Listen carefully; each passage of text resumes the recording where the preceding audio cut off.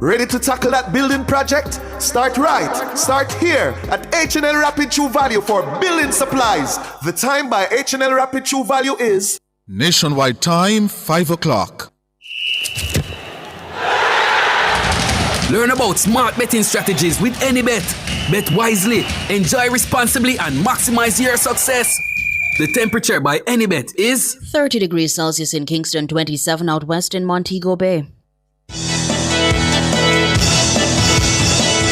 From the Nationwide News Network, comprehensive, incisive, tough. This is Nationwide at 5. Good afternoon, I'm Ricardo Brooks. And I'm Roby Ann Williams. In Nationwide News at this hour, the Transport Minister Darrell Vaz launches staunch defense of the government's rural school bus program amid opposition attacks. I wish to categorically reject these allegations as false, reckless, and a desperate attempt to use our children to attain power at any and all costs. Vaz is also rejecting the PNP's attacks on the safety of the school buses. But the opposition insists the buses were taken from abroad and are not designed for Jamaica's conditions. Last year was the deadliest on the roads for the nation's children. 2 CARICOM leaders hail Jamaica's crime management efforts. In news from the rest of the world, the legal age to gamble, drink, and consume marijuana to be raised in TNT. U.S. airports begin lifting shoe removal requirement at security screenings. In headline sports, new scoreboard and lights to be fully functional 36 hours before historic day-night test at Sabina Park. And later in our broadcast, in the cover story at 5:35, the government's rural school bus program is emerging as a major campaign issue. The Transport Minister Darrell Vaz is strongly defending the program, while the opposition PNP continues to attack it. The safety of our students is paramount. Consequently, upon arrival, each bus undergoes a comprehensive inspection and fitness testing consistent with international best practices. Our reporter Mahiri Stewart had a first-hand experience of the school buses. He'll join us. In Public Opinion at 6:26, we ask which party has the better rural school transportation plan. Give us your comments by logging on to our Facebook page, Nationwide News Network, and by tweeting us at Nationwide Radio and message us on WhatsApp at 876-285-5693. You can also leave your comments on Instagram at Nationwide 90FM. In the nation's business at 6:47 out of every 10 eligible voters in Jamaica are now reachable via social media. What does this mean for the upcoming general election? We'll hear from head of the Political Science Unit in the Department of Government at the UWI, Dr. Michelle Monroe, and Director of Salisis, Professor Lloyd Waller. At 8, it's Prescription for Life with Dr. Andre McDonald. All these and more as we take you home on air on your mobile, Nationwide 90FM, Nationwide Radio, JM.com, and on the Nationwide app. Available on the Google Play and the App Store. This Tuesday afternoon, it's Tuesday, July 8, 2025.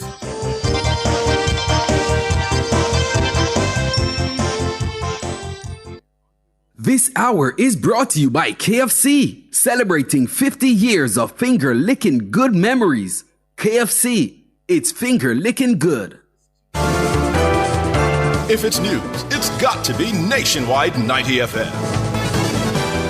And now to the details. The Transport Minister Darrell Vaz has launched a staunch defense of the government's rural school bus program, dismissing the opposition PNP's criticisms as reckless and evil. The minister issued the stinging rebuke while addressing a media briefing at his Trafalgar Road offices on Monday. According to Vaz, the PNP's history with the rural bus program tells him they would abandon it if they were elected to office later this year. Mahiri Stewart reports. The political battle lines are drawn over the government's rural school bus program. On Tuesday, the Transport Minister went on the offensive. According to him, his defense is of the right of children to have safe and reliable transportation. He says the PNP must pay a political price. That July 5th and 6th, 2025 are among the saddest and darkest days in our history, based on these wicked, evil statements made particularly by Mark Rowling and Peter Bunting, along with others in their party. It is simply bad mind on steroids. I wish to categorically reject these allegations as false, reckless, and a desperate attempt to use our children to attain power at any and all costs. This must never be forgotten, and they must be judged and rejected out of hand for these wicked and evil thoughts. High-ranking members in the opposition PNP, Mark Golding, and former National Security Minister, Senator Peter Bunting, have all heavily criticized the rural school bus program. Mr. Golding himself has described the 100 buses set to be used in September as old, while Senator Bunting told supporters the buses would, quote, kill off poor people picking them, end quote. Transport Minister Vaz says based on these statements, he believes the program would cease to exist under a PNP administration.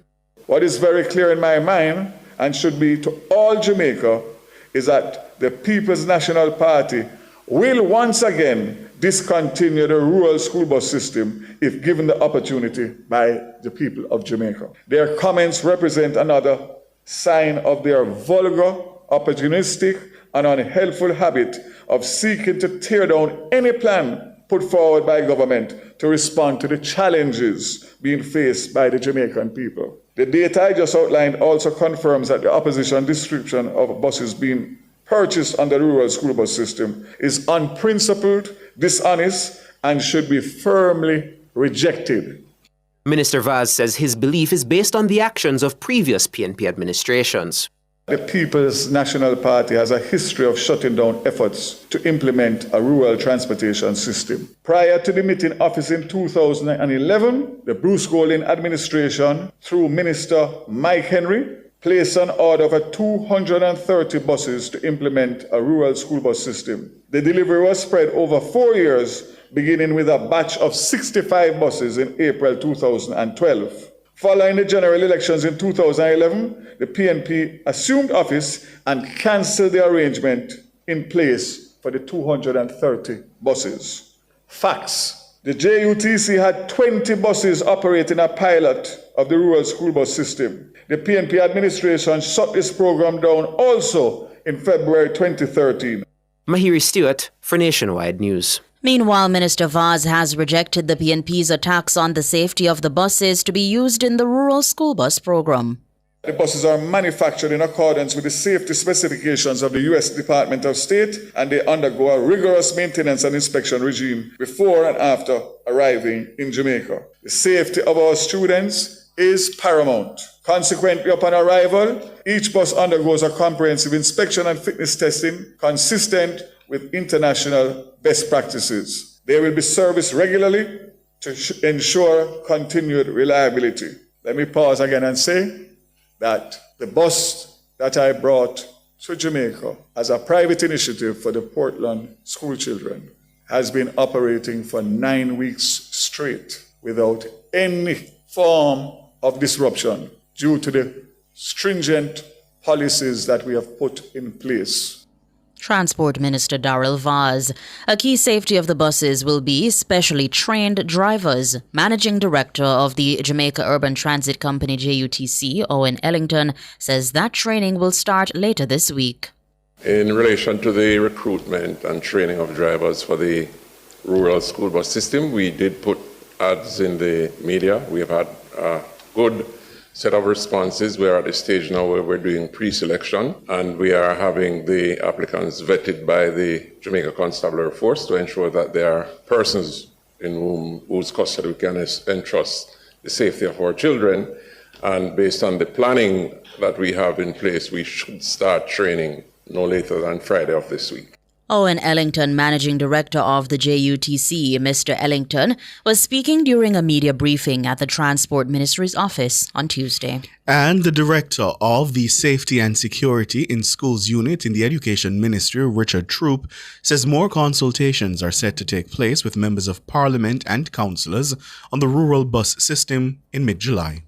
The Ministry of Education, Skills, Youth and Information is also committed to partner with MSET for another series of virtual consultation sessions. As a matter of fact, in July, I think the week of the 15th, we're going to be meeting with members of Parliament and councillors by county so that we are presenting what is, up to this stage, a finalized list that would have been guided by the assessment carried out by JUTC on the targeted route, with the intention of allowing our members of parliament and councillors to have an input in the process thus far.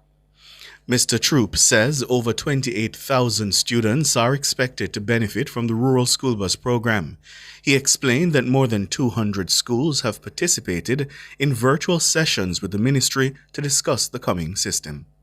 Since June, we had 7 virtual sensitization sessions with key stakeholder groups, 258 schools. And the stakeholders from these 258 schools would have recommended 100 major corridors to be impacted by the program. Major corridors because these were major spaces, major areas where a significant number of students will travel on to get to and from schools. The program is intended to make 2 round trips on a daily basis, so 2 in the morning, 2 in the afternoon. The program is also committed to provide transportation service for shift schools. So there's going to be a 3rd round trip to accommodate that transition for morning and afternoon shift.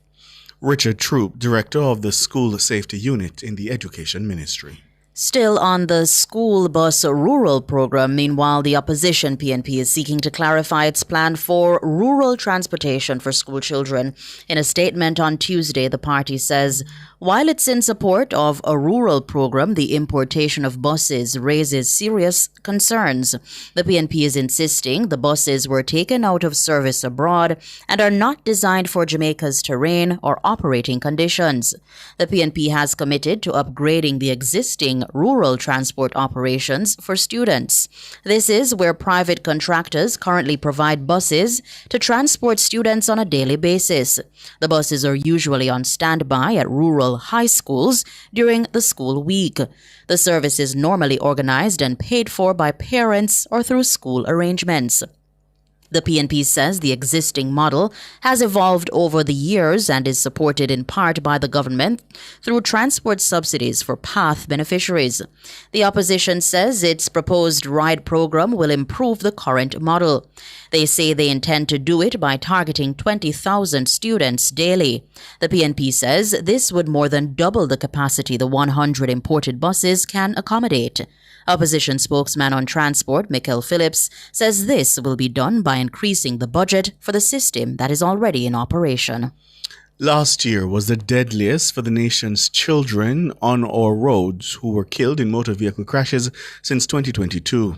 That's according to data from the Jamaica Constabulary Force obtained by Nationwide News. The data has been brought into focus as concerns have been raised about the safety of children taking public transport across the island. Siobhan Campbell tells us more. According to data from the JCF, 68 children aged 0 to 17 years have been killed on the nation's roads since 2022. 776 have been injured in vehicular crashes over the same period. The year-by-year breakdown shows that 24 were killed in 2024, 18 in 2023, and 19 in 2022. 7 children have died in vehicular crashes so far this year.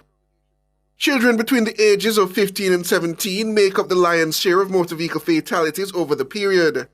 27 such children died over the 4-year period.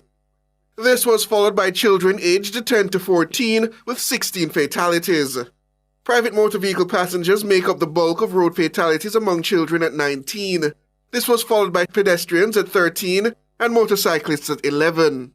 Public passenger vehicles round out the top 4 at 9.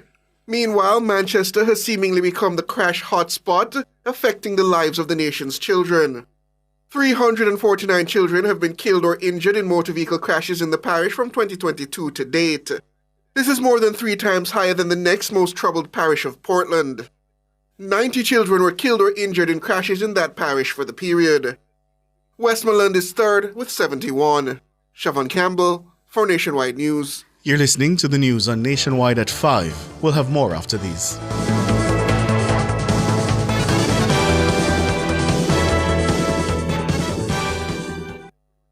It's IQ Optical's sizzling summer sale. For this month only, get 50% off lenses when you purchase a frame. Kids get free lenses with a purchase of a frame. Make the intelligent choice with IQ Optical. Conditions apply. The time by IQ Optical is... It's 14 minutes after 5. Rentokil Initial offers air purification solutions with triple filtration and unique auto-sensing capabilities that neutralizes malodor and replaces it with clean air. Call Rentokil Initial at 926-4236 for more details. The temperature by Rentokil is 30 degrees Celsius in Kingston and Montego Bay. 50 years of dreams. 50 years of finger-licking good memories, yeah. Thank you, Jamaica, for 50 years of finger-licking good memories. KFC, it's finger-licking good.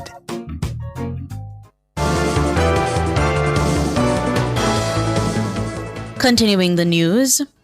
A contract killer for the Kings Valley Gang is one of two men shot and killed during a police confrontation in Lime Hall, St. Anne on Tuesday. He's identified as 36-year-old Richard Hemmings, otherwise called Black Oil or Chin Mix.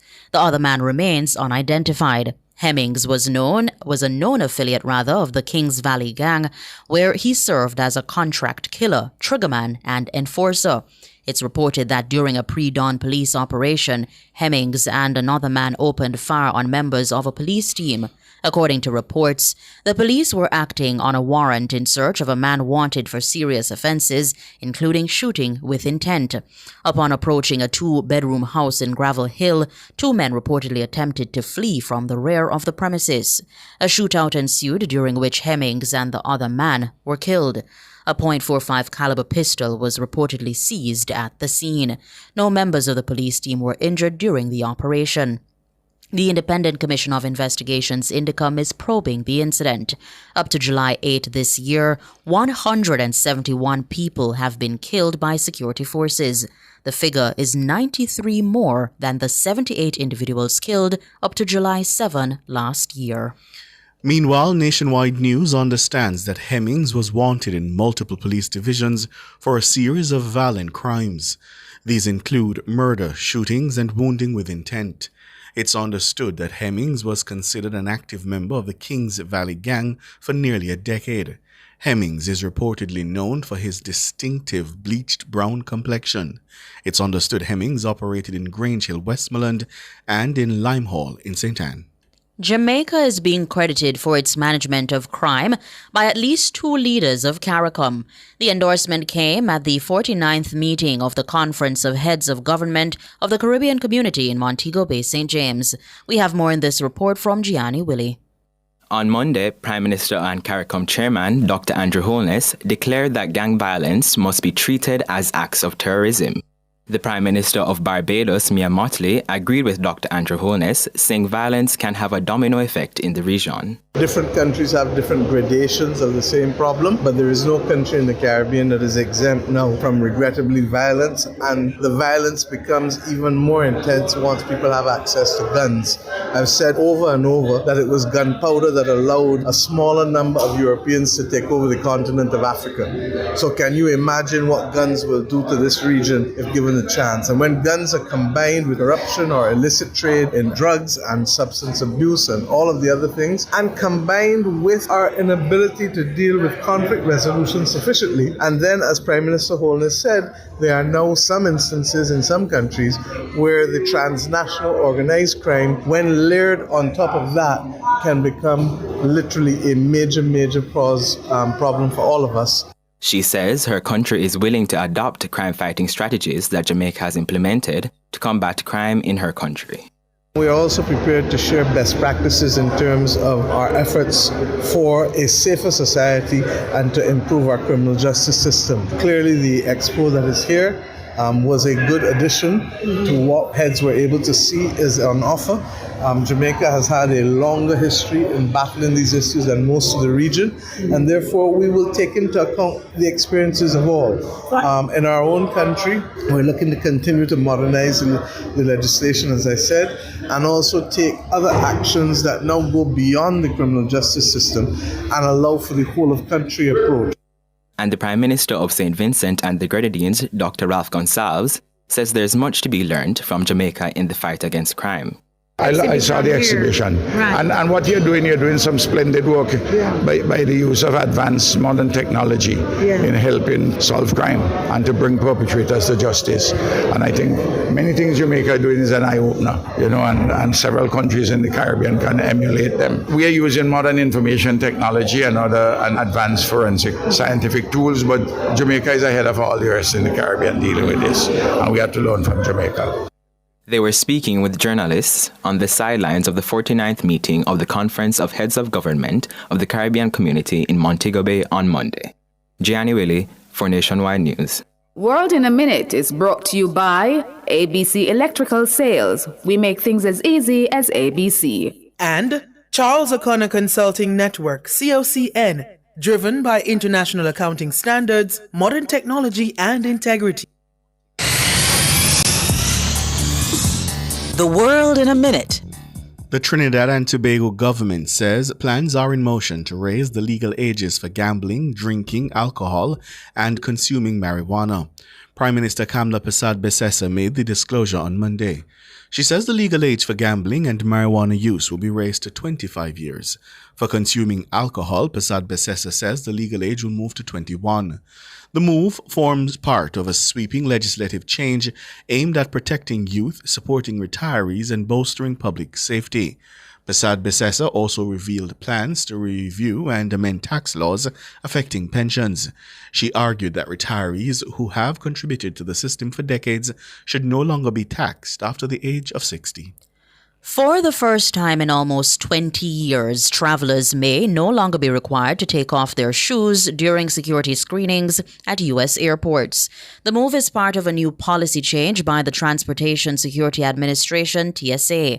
Some airports that have already removed the shoe requirement include those in Baltimore, Fort Lauderdale, and Portland.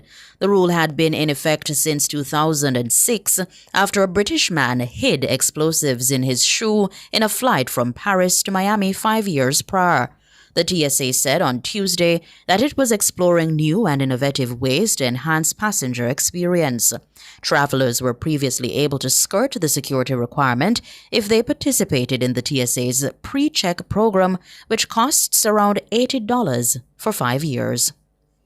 World in a Minute was brought to you by ABC Electrical Sales. We make things as easy as ABC. And Charles O'Connor Consulting Network, COCN, driven by international accounting standards, modern technology, and integrity.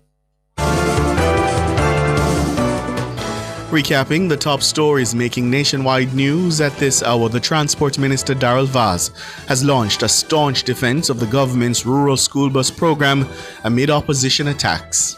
I wish to categorically reject these allegations as false, reckless, and a desperate attempt to use our children to attain power at any and all costs.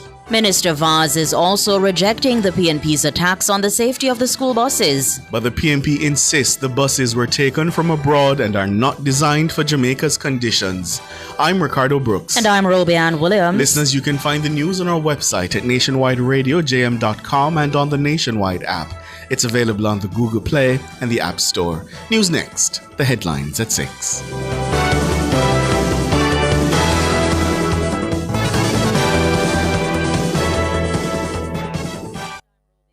Residents of Portmore, you spoke and we listened. JPS is returning to the Sunshine City. Starting July 2025, you'll be able to visit the My JPS Care Hub inside Fontana Portmore. Get answers to queries related to billing, payment, prepaid electricity, service requests, and more. Our agents will be on the ground to ensure you are in and out in no time. Look out for the My JPS Care Hub in Fontana Portmore, coming this July. JPS, powering what matters. 50 years of dreams, 50 years of finger-licking good memories, yeah. Thank you, Jamaica, for 50 years of finger-licking good memories. KFC, it's finger-licking good. Sports at 5 is brought to you by Total Tools. Total Tools, every tool, every trade. Hello, good afternoon, and welcome to Sports here on Nationwide 90 FM. I'm Wayne Walker. The heads of projects for installation of the new scoreboard and lighting at Sabina Park are promising that all will be ready ahead of the historic day-night test match at Sabina Park starting on Saturday. The West Indies and Australia are scheduled to meet in what will be the final game in their 3-match test series. However, there are concerns in some areas that with 4 days to go before the start of the test match, the lights and the new scoreboard are not yet operational. Spencer Whittingham, who is project manager for Citrad Limited, who are in charge of the lights, told Nationwide Sports when we visited the facility on Tuesday that they will deliver well ahead of the game.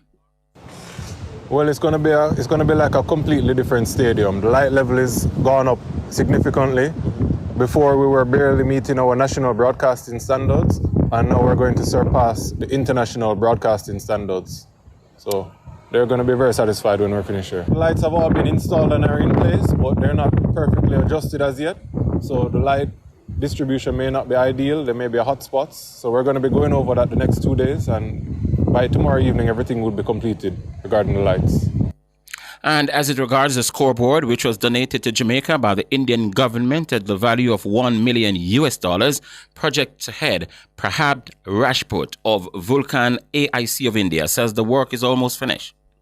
For the scoreboard, we are almost 90% done, and the networking part is pending. So before the match, which is going to be on 12th actually, so before that we'll be up and running. So most probably tomorrow we'll test it with all the video feeds and all the HD messages and everything on the display, and then we'll be done. Prabhat Rajput, the project lead with Vulcan AIC of India. Meanwhile, the West Indies and Australian teams were scheduled to arrive in the island late Tuesday, and they're down to stage their first training session under lights on Thursday evening, 2 days ahead of the start of the test match. On Saturday, the test match starts at 1:30, and that will be so for all days in the test match, and the the T20 internationals will get underway at 7:30 p.m. on match days. Jamaica beat Ghana by 6 wickets via the Duckworth-Lewis method in their rain-affected West Indies Rising Stars under-19 women's 30-over cricket tournament at the Diego Martin Sports Complex in Trinidad and Tobago today. Batting first, the Jamaicans made a 34 for 4. In response, Guyana made 27 for 3. Meanwhile, the match between the Leeward Islands and the Trinidad and Tobago ended in a no result due to rain, with the Leewards on 120 without loss at the Sir Frank Worrell Memorial Ground at St. Augustine. And the match between the Windward Islands and Barbados was abandoned without a ball due to rain at the National Cricket Centre over in Couva. Captain Kusal Mendiz slammed 124 to lead Sri Lanka to a 99-run win over Bangladesh in Kandy to win their 3-match one-day international series 2-1. Mendiz's knock, which came off 114 balls with 18 boundaries, steered the Sri Lankans to 284 for 7 in their 50 overs. He starred in a 124-run partnership with Sharita Asalanka, who made 58 of 68 deliveries, while Pathum Nissanka weighed in with 35. Bangladesh responded with 186 in 34 in 39 overs and 4 balls. Their top scorer came from Tauhid Redoy, who made 51, as Astita Fernando and Dushmante Chamera. They claimed 3 wickets apiece. National 100 meters champ Kishane Thompson says once he executes, no one can beat him. After a stellar championship at the National Championship 2 weeks ago, Thompson back up his title with a 9.85 second victory at the Prefontaine Classic in Eugene, Oregon this past Saturday. In terms of what's going to stop me, I'm the only one that can stop me. I don't say that to brag, but to be honest, once I better my execution, amazing things going to happen. It's step by step from here. It's not just one component, it's putting all of them together, from the start to the finish. Because I can work on one component, but if I can't put them together, it doesn't make any sense. Kishane says he has something special for his fans, but when, he's not sure quite yet. I'm working on something. I felt in the race, but it kind of threw me off. But bit by bit, it's not going to happen overnight. When I get in, you guys will notice. I'm going to leave it that. I'm going to leave you guys with that. That's Kishane Thompson. And another national champion, Tina Clayton, has expressed mixed emotion after qualifying for her first senior team. Clayton booked her seat on the plane to Tokyo for the 2025 World Championships in September in Tokyo after winning the women's 100 meters at the Nationals. She says not having her twin sister Tia on the team took some of the shine off the moment. Everybody know that I have a half. She's not just a twin. She's a training partner. She's a motivator. And I train with her and she pushed me. And I have two other friends. Shout out to Crystal So Slowly and Shana K. Anderson. They always keep us grounded and help to push us and things. It's a very sad moment. I wanted the both of us to make the team. It was a dream. And the fact that it was my first time making the final, I was like, it is possible. But they always say track and field is a very ungrateful sport. Things happen, so we give and take and we still give God the glory.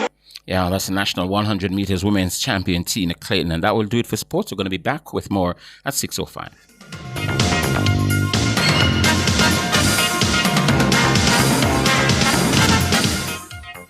Sports at 5 was brought to you by Total Tools. Total Tools, every tool, every trade. Cubby's Baby Wipes is ideal for your baby's delicate skin, infused with vitamin E and aloe vera, and available for home or on the go. The time by Cubby's Baby Wipes is 5:30. Bosco Bell St. Mary is your newest gateway to Miami. Daily flights are available for your convenience. The temperature brought to you by the Airport Authority of Jamaica is 30 degrees Celsius here in the nation's capital, Kingston. It's 28 in the western city, Montego Bay. Nago Head St. Catherine, Greenleaf Medical and Diagnostics has opened its door at 55 Newland Road to assist you with all your medical needs. Visit and get the services of a general practitioner, pediatrician, gynecologist, and surgeon. They also do all tests, ultrasound, pap smear, ECG, and diagnostic testing. Open Mondays to Saturdays, 8 a.m. to 8 p.m. Telephone 876-740-1224. Greenleaf Medical and Diagnostics, your medical partner in Nago Head. Tired of waiting for your ride? Want safety and peace of mind on every journey? Amber On Time is here! With verified drivers, real-time vehicle tracking, and panic button with armed security response, your safety is our priority. Reliable service, easy booking, premium experience, it's all just a tap away. Download Amber On Time today. 50 years of dreams. 50 years of finger-licking good memories, yeah. Thank you, Jamaica, for 50 years of finger-licking good memories. KFC, it's finger-licking good.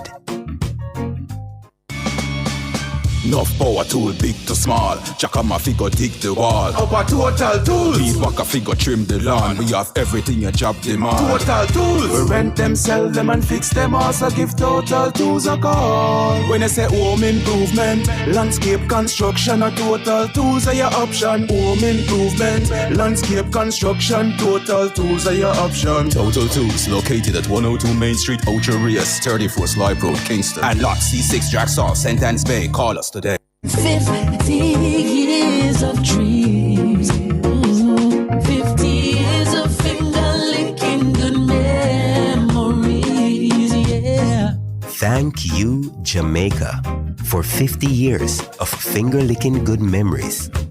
KFC, it's finger-licking good. Tune in to Cliff Hughes Online Wednesday, July 17 from 10 a.m. to 1 p.m. as we broadcast live from the Special Entrepreneurship Grants Presentation Ceremony at 61 Hagley Park Road. Through the Local Economic Development Support Program, over $10 million will be awarded to 250 grassroots entrepreneurs in sectors such as health and wellness, food and agro-processing, art, craft, fashion, and more. Join us as we celebrate Jamaica's entrepreneurial spirit during Cliff Hughes Online on Wednesday, July 17 from 10 a.m. to 1 p.m. It's the Special Entrepreneurship Grants Presentation Ceremony. Catch the live stream on our YouTube channel at Nationwide 90 FM Live 2. All this and more only on Nationwide 90 FM, the new revolution in media. This broadcast is brought to you by the Social Development Commission. Do you have a consumer-related issue? Want to learn more about matters concerning you as a consumer? Well, keep it locked to Nationwide 90 FM for the Consumer Hour with me, Nora Gay Banton, weekdays from 9 to 10 a.m. For all your consumer-centric matters, stay tuned to the Consumer Hour on Nationwide 90 FM, a revolution in media. The race to 32. Nationwide 90 FM's coverage of the 2025 general elections. Coming soon. Cover Story is brought to you by Hyundai. Modern, premium, affordable vehicles. Experience the joy of buying a brand new Hyundai without breaking the bank. Yes, buying a brand new car should never leave you broke. From stylish designs and safety features to comfortable driving and reliability, Hyundai is the choice. Hyundai vehicles come standard with 2 years free service and 5 years warranty and roadside assistance for your peace of mind. Drive 2 years without service cost and 5 years without fear of being stranded. Hyundai. Conditions apply.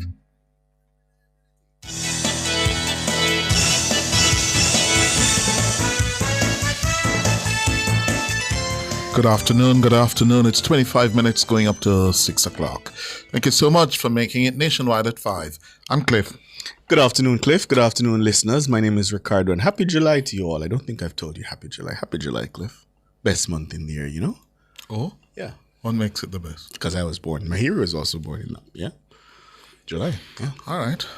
Well, cover story this afternoon, the debate, the controversy over a rural school bus system is now shaping up to be a major election campaign issue. Today, the transport minister shot back at the opposition, describing their criticism of the program as reckless.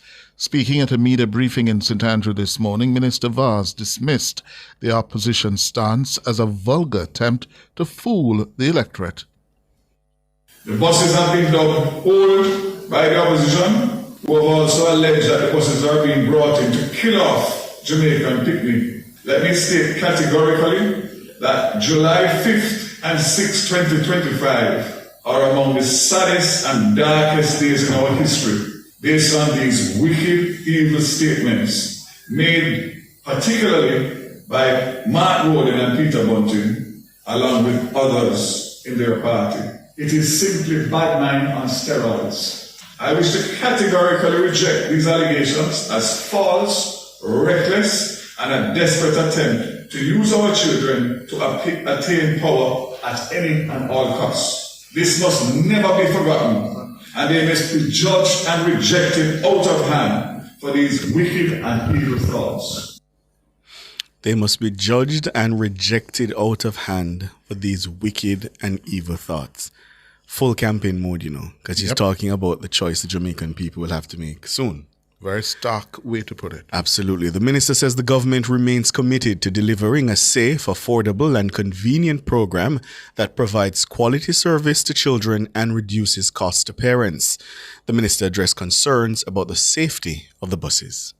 The buses are manufactured in accordance with the safety specifications of the U.S. Department of State, and they undergo a rigorous maintenance and inspection regime before and after arriving in Jamaica. The safety of our students is paramount. Consequently, upon arrival, each bus undergoes a comprehensive inspection and fitness testing consistent with international best practices. They will be serviced regularly to ensure continued reliability. Let me pause again and say that the bus that I brought to Jamaica as a private initiative for the Portland school children has been operating for 9 weeks straight without any form of disruption due to the stringent policies that we have put in place.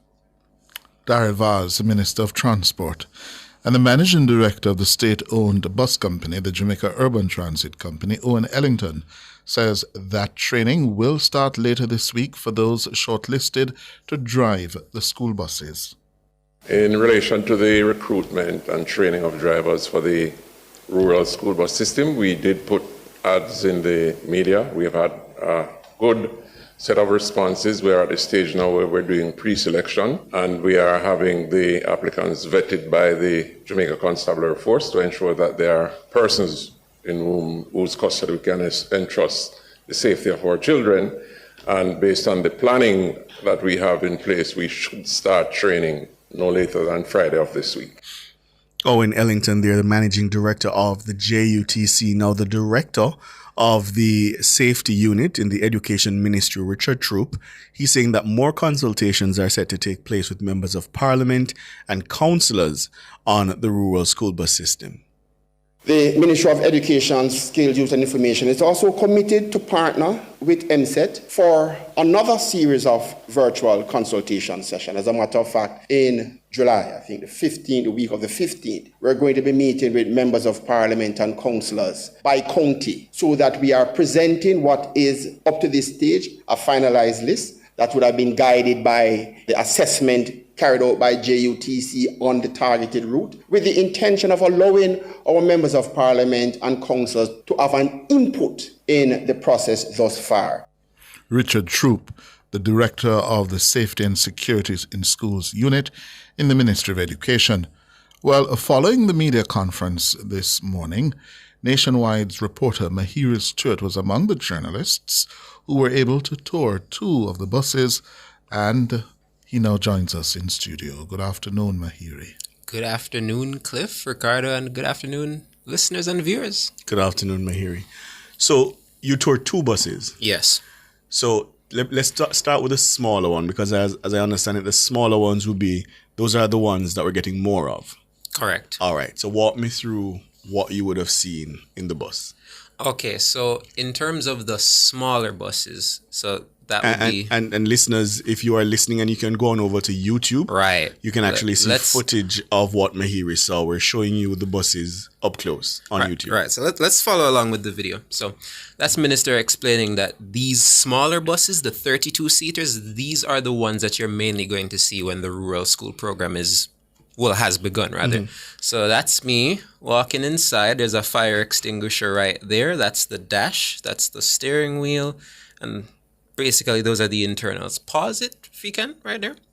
All right, so this is an example of some of the seats that we have there. You're gonna see me sit down on one of them later, just to give you a POV of how it will look for the students. Keep playing. And POV is point of view yeah. for those who don't know. Right. So that's Minister Vaz inside the cockpit of the bus, and what you're not going to see yet, but I'm going to explain it to you because it's going to get to that point eventually. Above his head, there's a compartment that you put a first aid kit inside. So the bus driver, that's the pause it right now, by the way. So this is an emergency door. The buses have two emergency escapes outside of the actual door to enter and exit. So the emergency door is at the back, but there's also one on the ceiling.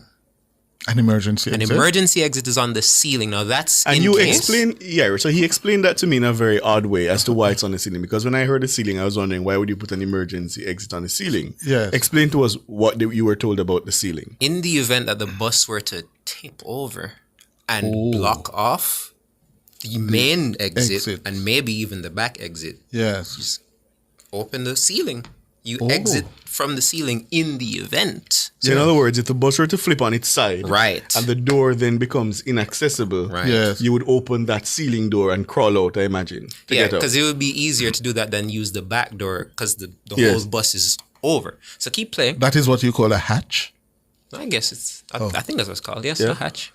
So there's the emergency door. There's Minister Vaz showing off the dash. There's a fire extinguisher also within close proximity to the driver. And I don't think you're going to see it in this video, but when I zoomed in on the dash, I could see the mileage. And what was that? And the mileage was in line with what Minister Vaz was saying. Which is about 160,000. 160,000 miles. So that's a smaller bus. All right, so we're going to move on to what's the next video that we have here now.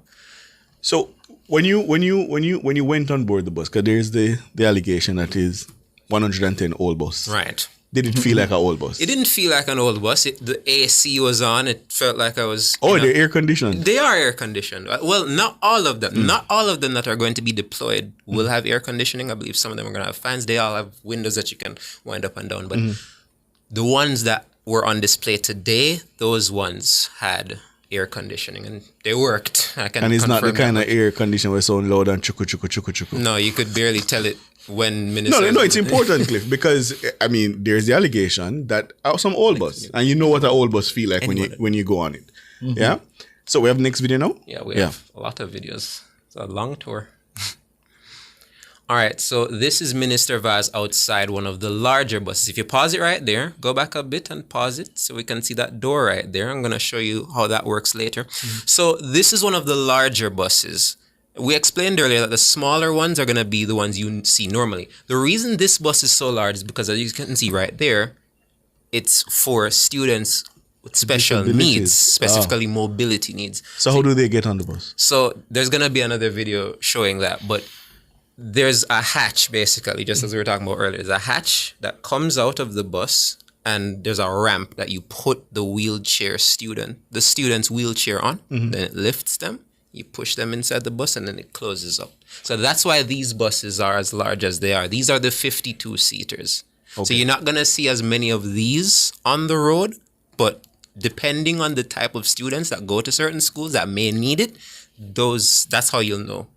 So then the concern that I've heard expressed that the bus them just too big and odious that they can't navigate the rural roads. They're big for a reason. And on top of even the maneuverability of the buses, in terms of that, the top speed of these buses are severely limited for a reason. And it's because they know that they're going to be maneuvering through pretty rough terrain and twisty roads. So as a result of that, and even for the ones that may be used in areas that aren't so challenging road-wise, the top speed of these buses aren't going to be as fast. And they aren't fast in America either. They go at a certain speed to prevent it from being in potentially catastrophic accidents.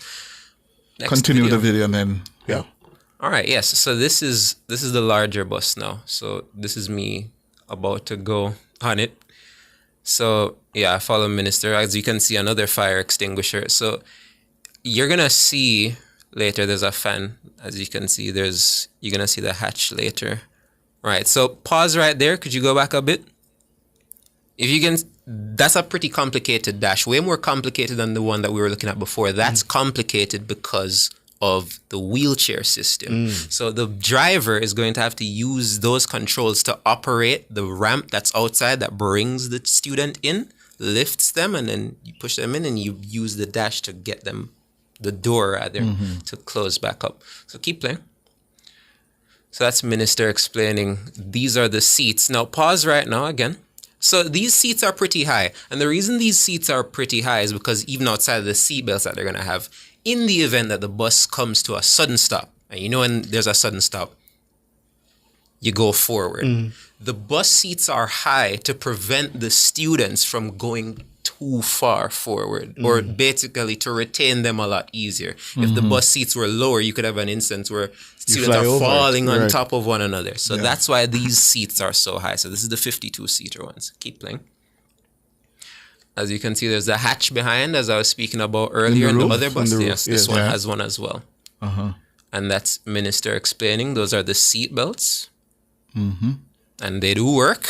I tried one on myself. And that's the back of the bus. These are there are no seats in the back. Not on this one, but 52-seater, it can hold 52 seats. So the ones that are going to be deployed will have added seats. These are just removed to show off the wheelchair feature. Right, so there's the emergency exit on the ceiling. That's the hatch, as I was speaking about earlier. That's how children are going to get out, and the driver, if you're in an unfortunate event and the bus tips over. All right, let's move on to another video. All right, we're going to take a break and then come back with us. Mahiri Stewart walking us through what he saw today on 2 of the buses to be deployed in the rural bus program.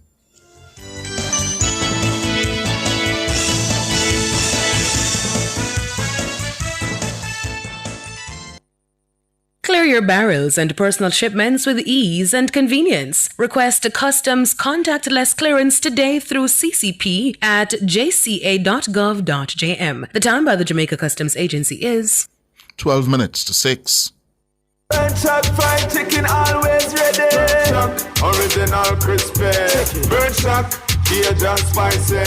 Burnt Shack, a barbecue. Burnt Shack, we are go a Burnt Shack. The temperature brought to you by Burnt Shack Fried Chicken in Kingston, Montego Bay and Ocho is... It's 30 degrees Celsius here in Kingston, 28 out west in Montego Bay. 50 years of dreams.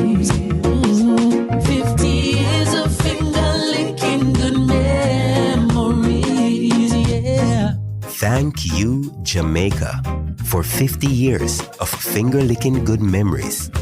KFC, it's finger-licking good.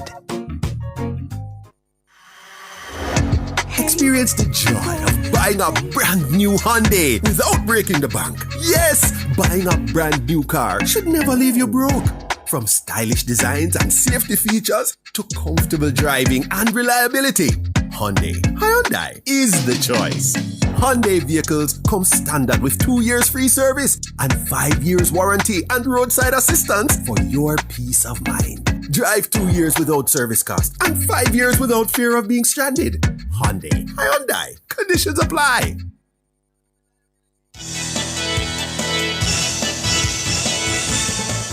Thank you so much for staying with us here on Nationwide at 5. You're tuned in to the cover story. We're discussing the Rural School Bus System program. I'm Ricardo Brooks. And I'm Cliff Hughes. And our reporter Mahiri Stewart got a tour of 2 of the units to be deployed, a 32-seater and a 52-seater. And he's taking us through what we saw. You've heard the criticisms of the bus program. We want to show you the buses before they start rolling out come September.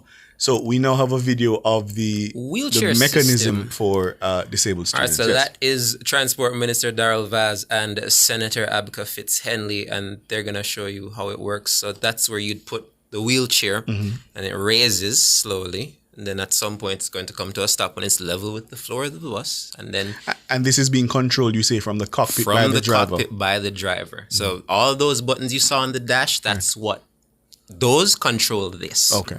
So once it's level with the floor of the bus on the inside, you just roll them in. Right. And then you use the dash to close up the door. But one thing I want to move on to is the outside features of the bus, because it's one thing to have the inside safe, but in terms of making sure it's safe for the students and not just the students, but passers-by, all of that stuff. Because there was a criticism about where the doors are located, that the children will be disembarking into traffic. So if we look at the outside features, all right, here we go. So outside features of the bus. So there is, you're going to see it soon. Keep playing. So there's a bar. There's a bar in front of the bus that when it parks, you press a button and it comes out. Now that bar is to prevent people from running in front of the bus, right? So it's called a crossing bar. So the bar comes out and it pretty much there it is. That's the crossing student bar. Comes off the bus. Right. This extends. This extends to prevent students from running across the front. So that's the first and part. I suppose that would be important, especially for primary school students. Yeah. And even the students that may just be in the vicinity of the bus when it's parked. And on the other side, on the adjacent side of the door, you have the stop signs. These come out and it informs those behind the bus and in front that the bus has come to a stop and it's probably, children are probably exiting it. Now, let's pause again. As you can see, there's no door on the left side. Now, we drive on the left side here in Jamaica. So that means that the sidewalks are on the left of the vehicle. These buses have not yet been retrofitted with the left-hand side doors. And that's something I really need to explain because I know it's going to be an elephant in the room. These buses on display that I saw on the tour don't have that retrofitted yet. I've seen pictures of the ones that have been used in the Portland pilot program. Minister Vaz uploaded a couple of pictures of them today. Those ones have the door on the left-hand side. So it's up to the JUTC now, before September morning, to retrofit the doors on these 2 buses and the other ones that come in that are on the right onto the left, because that will allow the students to exit the buses safer, not be in oncoming traffic, and then you'll have the stop sign coming out on the right to prevent people from maybe speeding around the outside of the bus. So that's a very important feature as well. So these buses are going to be, and it's very funny, it's very ironic. The minister explained this to us. A representative, when I brought it up, a representative of JUTC explained that to me in full detail. And after that, a couple minutes after that, somebody that was driving past the display said, the buses, the doors aren't on the left-hand side. This doesn't make any sense. If only he was there a couple minutes earlier. So that's the outside features. So we have the hatch to get outside. We have the emergency exits. We have the seat belts. We have the stop signs so that people don't drive around the outside. We have the crossing bars. People don't run across the front. That's the picture of the port sticker that the buses got, that where they're being imported from. That one's from Miami. And there's the crossing bar. I think they're going to press it now so you can see how it works. You just press a button inside the bus and the crossing bar extends, stops students from running out in front of it. And I believe the last video I have queued up is of me actually going inside the bus from the point of view of a student or even a member of staff. And that's a very important topic to bring up as well. It's up to the education ministry, but there's a good chance that staff members, teachers, ancillary staff, people that also live in rural areas that work at school and also struggle to get to school based on where they live, that it's being discussed with the education ministry that they can also take these buses to school, and it will also help with the surveillance. There's going to be cameras in the bus, one in front of the driver to surveil the driver himself, another one to surveil the students. There's going to be a warden in the back, and if they have staff members, those staff members can also help in policing what takes place in the bus, making sure everybody's all strapped in, those kind of things. So if we move on, here's me as a student stepping onto the bus. Obviously, it's going to be on the left side when it's retrofitted. That's the dash. This is what I was explaining earlier. This is what they're going to use to control the wheelchair system. That's just your standard radio. And that's the mileage. Pause it. There you have it. What number is that? 165,000 miles. Right in line with what Minister Vaz was saying was the mileage. And he says that these two buses are among the ones with the most mileage. So the other ones that we haven't seen yet have less mileage than these, which is why these were used in the display. And do you recall for how much longer he anticipates that the buses will be able to go? Yes. So the buses are to go, based on the Cummins diesel engine that's inside of it, these buses are supposed to go 300 to 500,000 miles before it reaches the point of no return. And given the fact that these buses are only going to be making 2 trips per day, take the children to school, you bring them back. So maybe another 8 or 10 years. Yeah, it's going to take a pretty long while, because that's probably like how much, 6 miles a day at worst? So for it to go from 160 to the 500,000 that would see it be out of commission will take quite a while. And on top of that, Minister said that the contract that they've signed with the providers, they will be providing spare parts. So if there's an instance, because buses need to be maintained, there will be spare parts provided for these buses so that the JUTC can, take out the maintenance checks that they need to as well. There's the top of the bus. It shows you the emergency. I spoke about the first aid kit earlier. This is a little diagram that explains how the seats on the bus work. Be safe, buckle up. So there are going to be seat belts on the bus, as I explained earlier. So yeah, man, that's the fan to keep the driver cool, even though it has AC as is. And those are the buses. Those are the bus seats with the seat belts. And if you move on to the last video I think I have queued up, you're going to see me in the bus, strapped in. And you felt securely strapped in? I felt secure. There we are. So as you can see, pretty rigid. It's not moving when I'm moving the belt. There's my bag beside me. That's how high you're going to be when you're sitting inside of the bus. And as I said earlier, the seats are very high so that if a sudden stop happens, you don't fly all the way to the front. And yeah, man, you just press the button to unleash the seatbelt and you step off the bus safely. Thank you very much, Mahiri.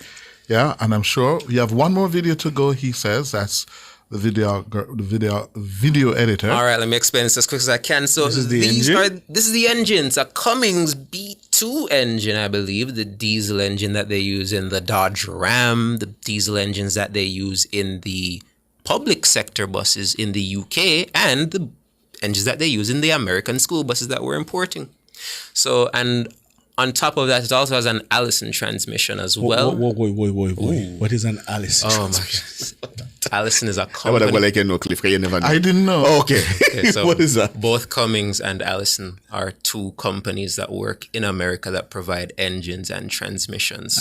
So Cummins engine, Allison transmission. Minister Vaz says, well, according to Minister Vaz, they're the best of the best. So that's how inside of the bus looks. You can I mean, I'm sure. I have to ask again. Never there choco sound like it. And he made sure we looked underneath to see that there nothing was leaking never there either. Drip. So yeah, never look corroded. No, I'm serious. Yeah. Okay.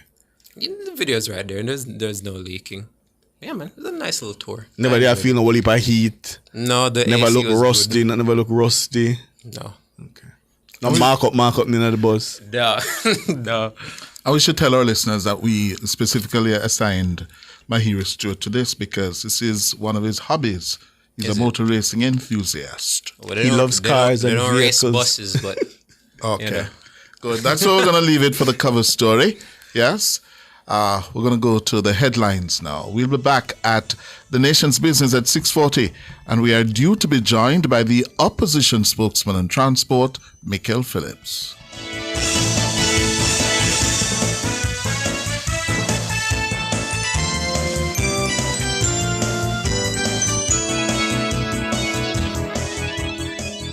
Cover Story was brought to you by Hyundai. Modern, premium, affordable vehicles.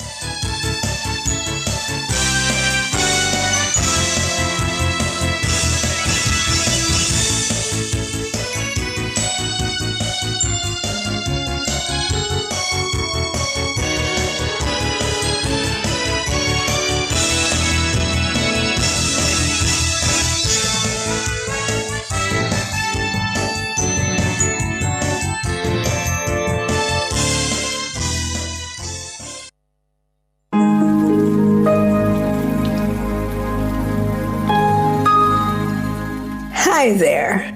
Here's some good news for these trying times.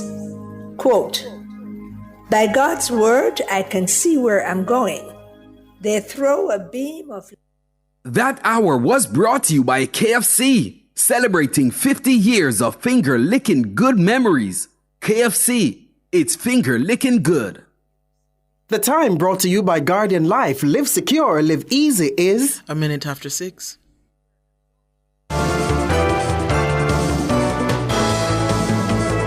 Nationwide headlines at 6. Good evening. With the headlines at 6, I'm Nora Gay Banton. Transport Minister Darrell Vaz has launched a staunch defense of the government's rural bus system, dismissing the opposition PNP's criticisms as reckless and evil. The minister issued the stinging rebuke while addressing a media briefing at his Trafalgar Road offices on Monday. According to Vaz, the PNP's history with the rural bus program tells him they would abandon the program if they were elected to office later this year. The minister says his defense is of the right of children to have safe and reliable transportation. He says the PNP must pay a political price. That July 5th and 6th, 2025 are among the saddest and darkest days in our history based on these wicked, evil statements made particularly by Mark Rowling and Peter Bunting, along with others in their party. It is simply bad mind on steroids. I wish to categorically reject these allegations as false, reckless, and a desperate attempt to use our children to attain power at any and all costs. This must never be forgotten, and they must be judged and rejected out of hand for these wicked and evil thoughts. High-ranking members in the opposition PNP, Mark Golding, and former National Security Minister Senator Peter Bunting have all heavily criticized the rural school bus program. Mr. Golding himself has described the 100 buses set to be used in September as old, while Senator Bunting told supporters the buses would kill off poor people picking them. The Transport Minister Vaz says based on these statements, he believes the program would cease to exist under a PNP administration. What is very clear in my mind, and should be to all Jamaica, is that the People's National Party will once again discontinue the rural school bus system if given the opportunity by the people of Jamaica. Their comments represent another sign of their vulgar, opportunistic, and unhelpful habit of seeking to tear down any plan put forward by government to respond to the challenges being faced by the Jamaican people. The data I just outlined also confirms that the opposition description of buses being purchased under the rural school bus system is unprincipled, dishonest, and should be firmly rejected. Meanwhile, Minister Vaz has rejected the PNP's attacks on the safety of the buses to be used in the rural bus program. The buses are manufactured in accordance with the safety specifications of the U.S. Department of State, and they undergo a rigorous maintenance and inspection regime before and after arriving in Jamaica. The safety of our students is paramount. Consequently, upon arrival, each bus undergoes a comprehensive inspection and fitness testing consistent with international best practices. They will be serviced regularly to ensure continued reliability. Let me pause again and say that the bus that I brought to Jamaica as a private initiative for the Portland school children has been operating for 9 weeks straight without any form of disruption due to the stringent policies that we have put in place. Transport Minister Darrell Vaz. A key safety feature of the program will be specially trained drivers. Managing Director of the Jamaica Urban Transit Company, JUTC, Owen Ellington, says that training program will start later this week. In relation to the recruitment and training of drivers for the rural school bus system, we did put ads in the media. We have had a good set of responses. We are at the stage now where we're doing pre-selection, and we are having the applicants vetted by the Jamaica Constabulary Force to ensure that they are persons in whose custody we can entrust the safety of our children. And based on the planning that we have in place, we should start training no later than Friday of this week. Owen Ellington, Managing Director of the JUTC. Meanwhile, the opposition PNP is seeking to clarify its plan for rural transportation for school children. In a statement on Tuesday, the party says while it's in support of a rural program, the importation of buses raises serious concerns. The PNP is insisting the buses were taken out of service abroad and are not designed for Jamaica's terrain or operating conditions. The PNP has committed to upgrading the existing rural transport operations for students. This is where private contractors currently provide buses to transport students on a daily basis. The buses are usually on standby at rural high schools during the school week. The service is normally organized and paid for by parents or through school arrangements. The PNP says the existing model has evolved over the years and is supported in part by the government through transport subsidies for path beneficiaries. The opposition says its proposed RIDE program will improve the current model. They say they intend to do it by targeting 20,000 students daily. The PNP says this would more than double the capacity the 100 imported buses can accommodate. Opposition spokesman on transport Mikhail Phillips says this will be done by increasing the budget for the system that is already in operation.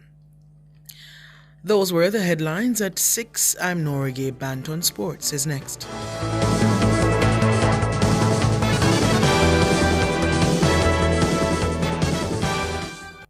Since 1995, we've been your go-to source for everything related to billiards, amusement machines, and electronics. With locations at 1A Lindsay Terrace, Kingston 10, and the Village Plaza, Big Bridge, Savannah Lamar, we offer top-quality pool table parts and accessories, cutting-edge gaming machines, and more. We also specialize in assembly, sales, and service of amusement machines. We provide unmatched customer service, expert solutions, and products tailored to your needs. Who are we? We are Eclipse Enterprise. Telephone 876-960-3891.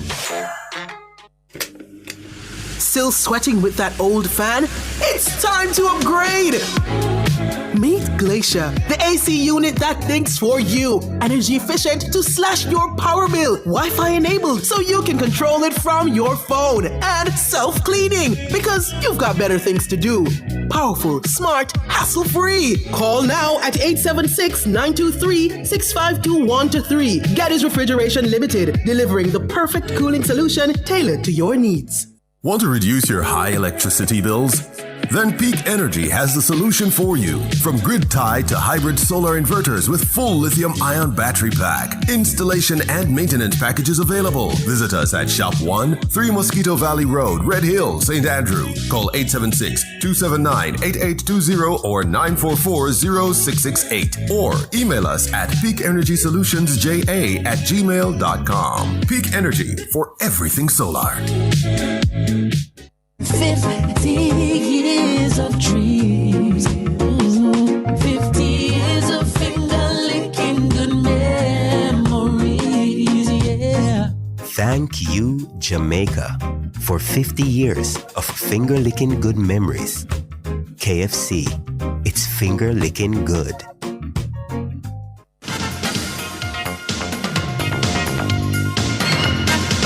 Hello, good evening, and welcome to Sports here on Nationwide 90 FM. I'm Wayne Walker. The heads of projects for installation of the new scoreboard and lighting at Sabina Park are promising that all will be ready ahead of the historic day-night test match at Sabina Park starting on Saturday. The West Indies and Australia are scheduled to meet in what will be the final game in their 3-match test series. However, there are concerns in some areas that with 4 days to go before the start of the game, the lights and the new scoreboard are yet to be operational. Spencer Whittingham, who is project manager at Citred Limited, who are in charge of the lights, told Nationwide Sports when we visited the facility on Tuesday that they will deliver the lights well ahead of the game.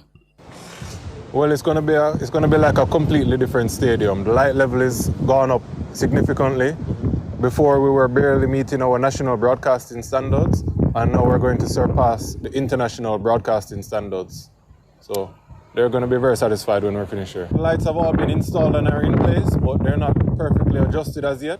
So the light distribution may not be ideal. There may be hot spots. So we're going to be going over that the next 2 days, and by tomorrow evening, everything will be completed regarding the lights. And as it regards the scoreboard, which was donated to Jamaica by the India government at a value of US $1 million, project lead Prahap Rajput of Vulcan AIC of India says the work is almost done. For the scoreboard, we are almost 90% done, and the networking part is pending. So before the match, which is going to be on 12th actually, so before that we'll be up and running. So most probably tomorrow we'll test it with all the video feeds and all the HD messages and everything on the display, and then we'll be done.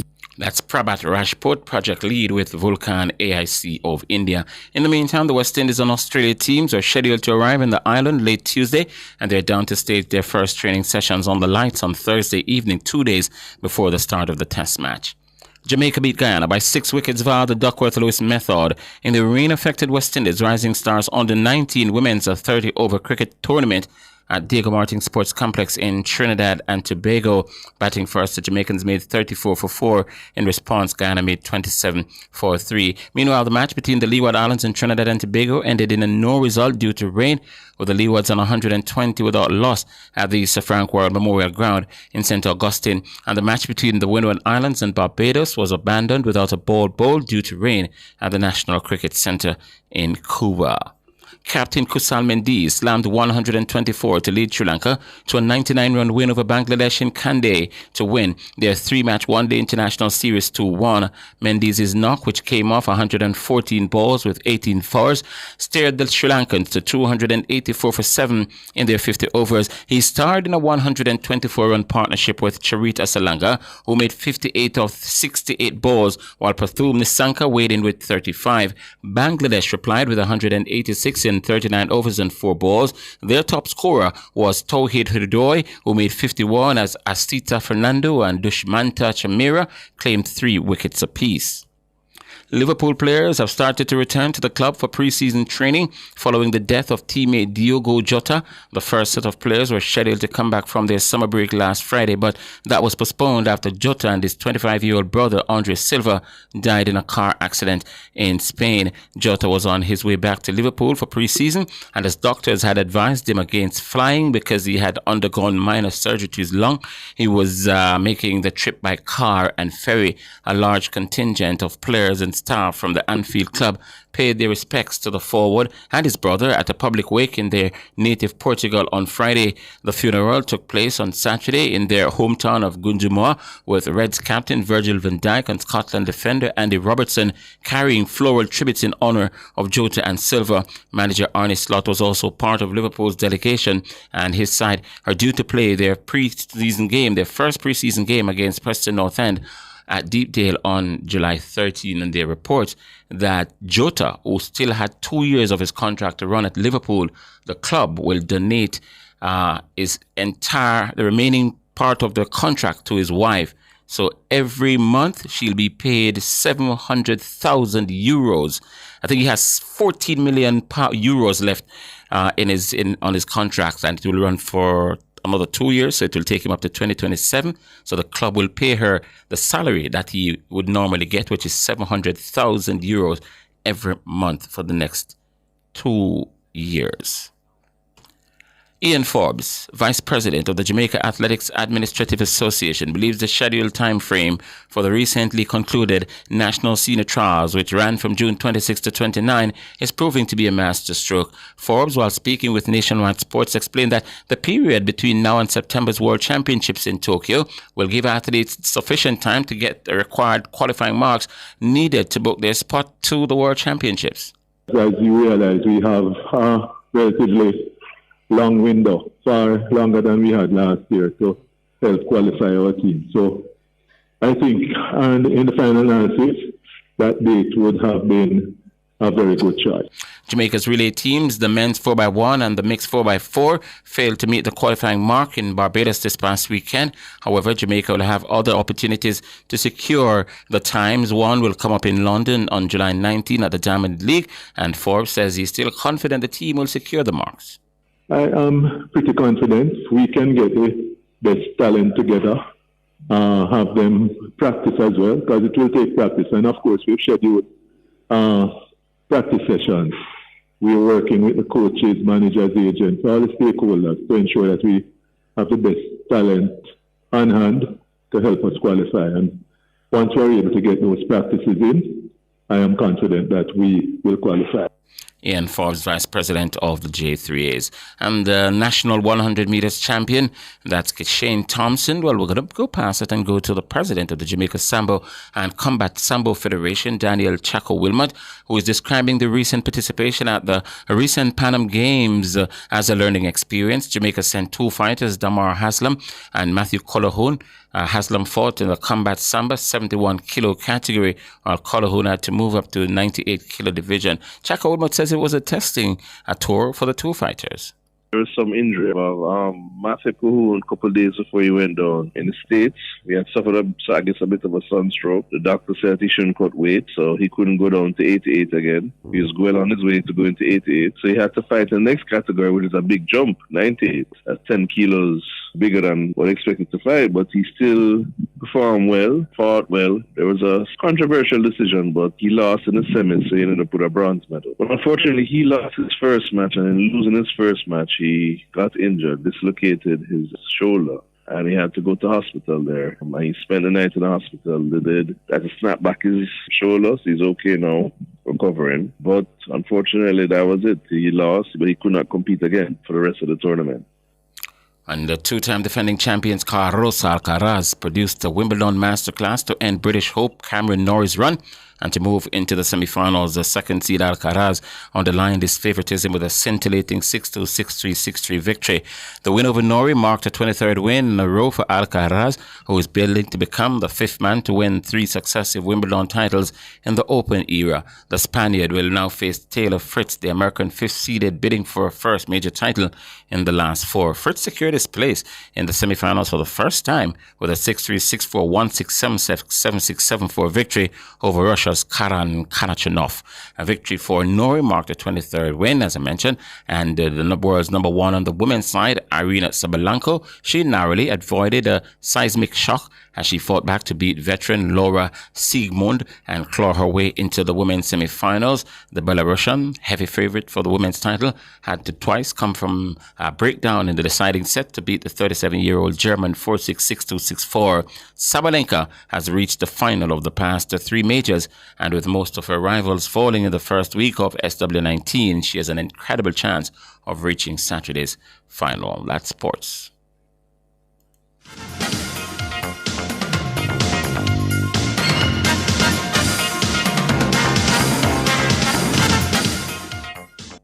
For all your scales and food processing equipment, call Advanced Scales and Equipment Limited at 876-968-9612-5. The time by Advanced Scales and Equipment Limited is 6:19.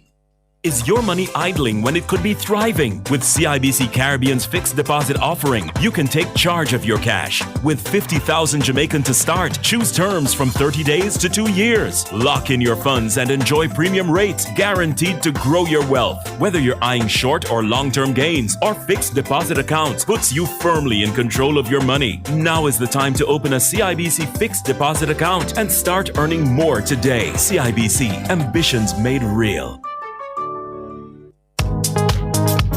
Attention registered voters! Remember to collect your renewed voter ID card before the upcoming general election. If you registered to vote in 2016 or after and did not get your new ID card, it may have been automatically renewed. Simply visit your EOJ constituency office to collect your voter ID card. Contact the Electoral Office of Jamaica at 888-991-VOTE or 922-0425-9 for more information. 50 years of dreams. 50 years of finger-licking good memories, yeah. Thank you, Jamaica, for 50 years of finger-licking good memories. KFC, it's finger-licking good. Why rush around town for back-to-school shopping?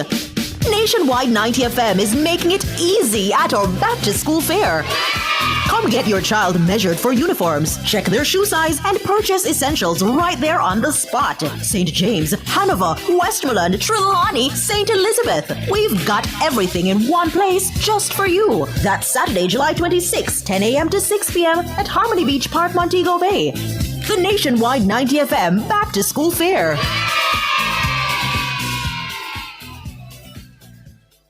Public Opinion is brought to you by Cleasing Industrial Supplies Limited, Industrial Automation and Control Solutions.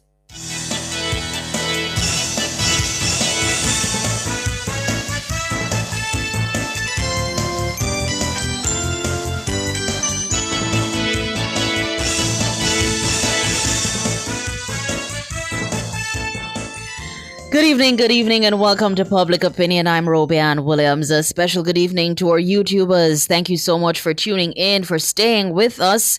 We invite you to weigh in live in the comments section on today's Public Opinion. We're continuing the conversation. The row, the full-blown political row at this point in time concerning the proposed rural school bus program. So we're asking this evening, based on what you've heard, right, and seen, the buses so far, 100 buses expected between now and September. So let's talk about the rural school bus program as it is being proposed. 100 buses slated for rollout in time for the start of the new academic year. Minister Vaz, he reiterated that a fare of $50 per trip will apply to all rural school bus routes. He's saying that he would look to expand the program further in the coming years with plans to procure 300 or 400 buses to be able to fully operate efficiently, safely, and economically in the school bus system. Meanwhile, PNP President Mark Golding, he has dismissed the coming rural school bus service as the importation of what he describes as 100 school buses. The opposition today, they sought to clarify their plans for rural transportation for school children. Now, in a statement, the party says while it's in support of a rural program, they're saying that the importation of these buses raises serious concerns. Now, the People's National Party, they are committing to upgrading the existing rural transport operations for students. This is where private contractors currently provide buses to transport students on a daily basis. The buses, they say, is normally organized and paid for by parents or through school arrangements. So this is something that they would look to expand on. So in public opinion this evening, we're asking, which party has the better rural school transportation plan? That's the question we're asking. Based on what you've seen, based on what you've heard, and I can already tell you that the comments on our social media platform, they are a lot. So let's get to it. On our Facebook platform, George Elliott is saying there's only one party with the plan, the JLP. The other has a knee-jerk reaction for a plan. Denville is saying this question is a no-brainer. The PNP Rural Transportation Plan creates no additional benefits to our nation's children. Team JLP scored big time with their transportation plan. In domino terminology, that's a straight sap. Okay. Carlington Bartley is saying that there's no comparison. We have a rural school bus system ready, set to go. At the beginning of the new school year, PNP need more time to come up with a viable alternative. Neil Walters saying, I would have to agree that there is only one plan, but the JLP. The other is buying taxi driver vote. Wow. Royan Noble is saying there is only one plan. JLP has a better plan. That's according to Peter Reed. Audley Nain says the PNP has none. The JLP has a very good one. Lily Roses, only JLP because PNP have no plans.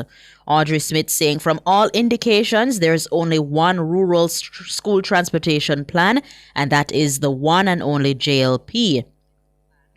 JJ saying he didn't know that PNP had one because it don't make sense. Yeah. Eunice is saying... All right, let me see. Tanya is saying JLP is the only way forward. The Jamaica Labour Party, no one does it better, says Jacqueline Campbell. Audley Harriet, school bus service must be the best plan for our children. How you take the country tax money, give busman, taxman like his handout thing. That's how. All right, Wesley Graham is saying definitely the JLP. Edney Powell is saying is one plan I know of because we have no roads for any AR wagon. Philip Jackson is saying it's ludicrous that you ask this question. It already has the answer, but I see he says that he'll play along.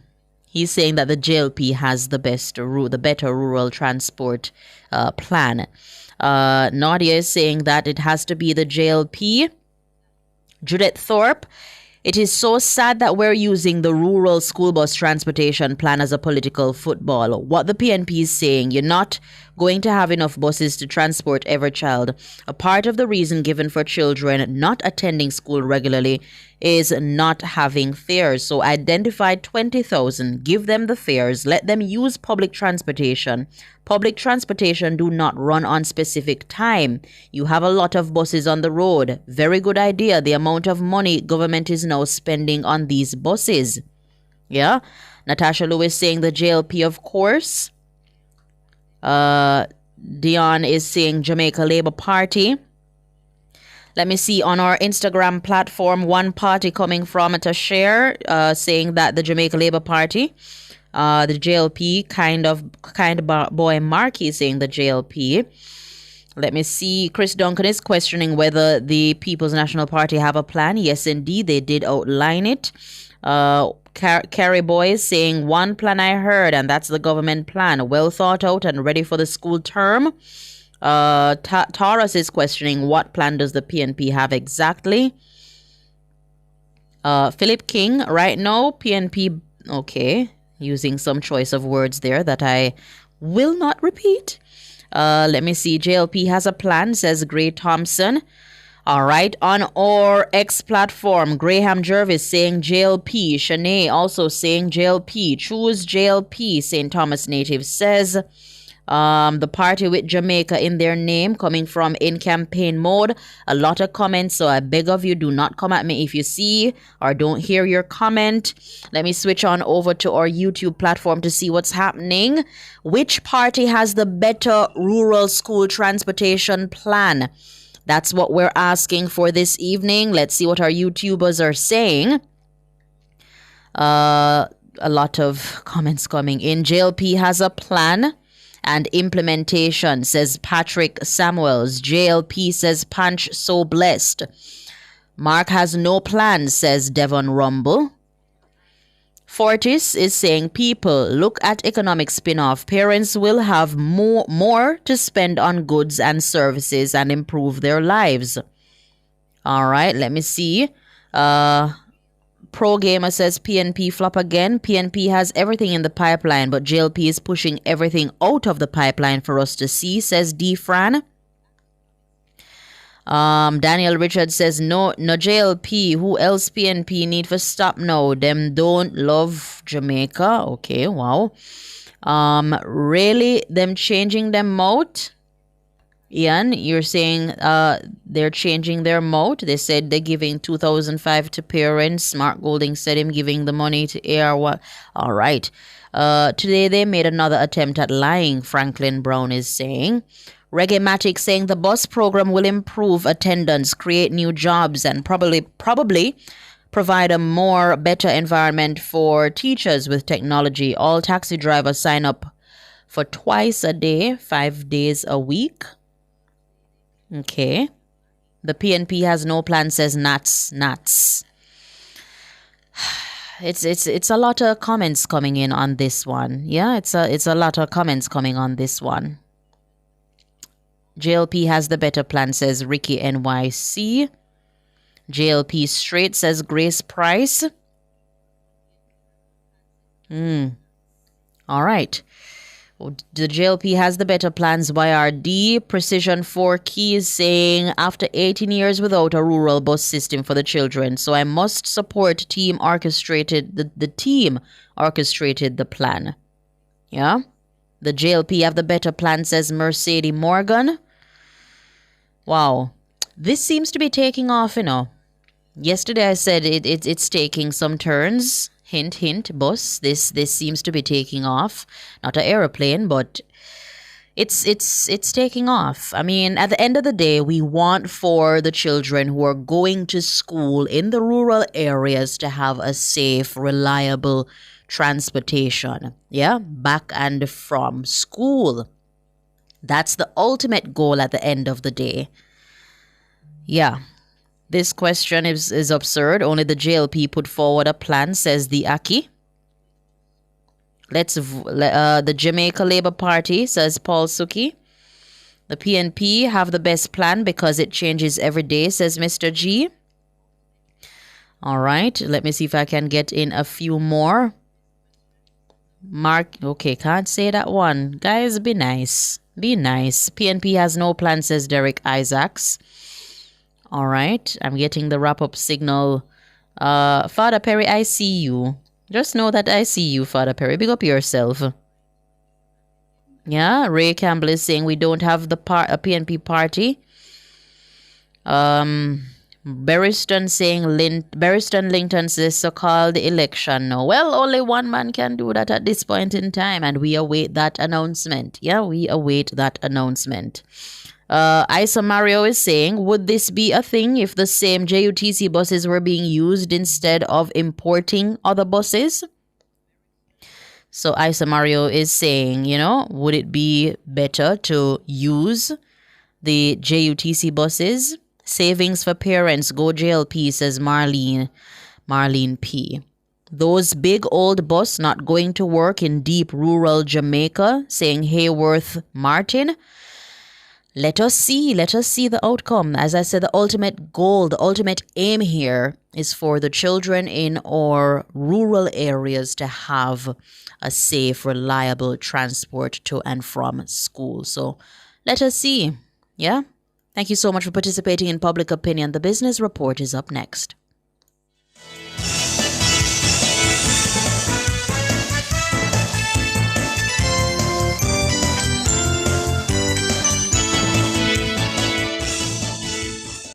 Public Opinion was brought to you by Cleasing Industrial Supplies Limited, industrial automation and control solutions. Drive the most exciting new vehicles in Jamaica. Schedule your 2024 Ford Ranger pickup or Ford Everest 7-seater SUV test drive now. Call or visit KIG today. The time by KIG is 6:34. Visit Marshall's Pharmacy, Greater Portmore, for all your prescription needs, gifts, personal care, household, and stationery items. The temperature by Marshall's Pharmacy, Greater Portmore is 29 degrees Celsius in Kingston, 28 out west in Montego Bay.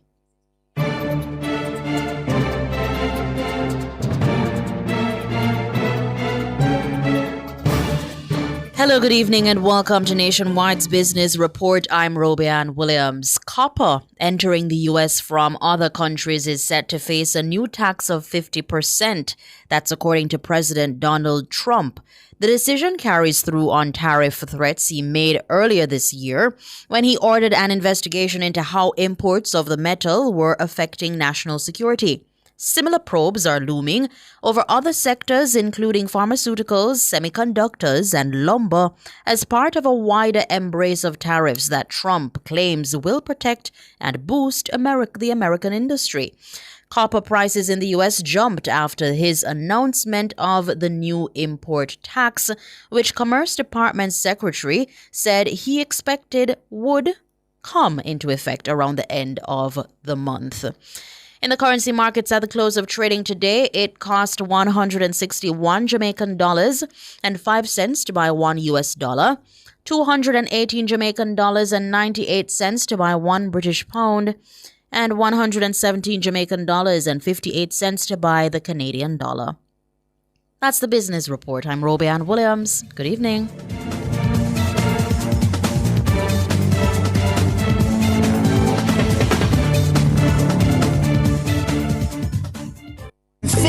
Years of dreams, 50 years of finger-licking good memories, yeah. Thank you, Jamaica, for 50 years of finger-licking good memories.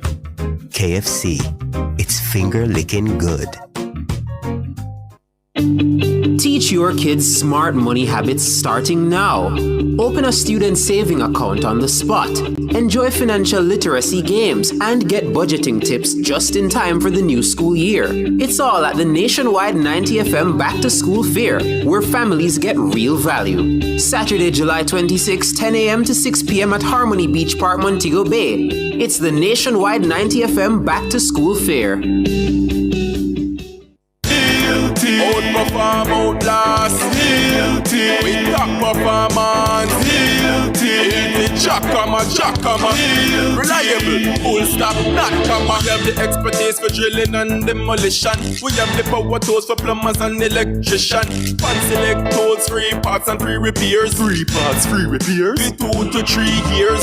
Hilton, available at Delta Supply, 106 Hagley Park Road. Call us at 876-302-61114. Delta Supply, we service what we sell.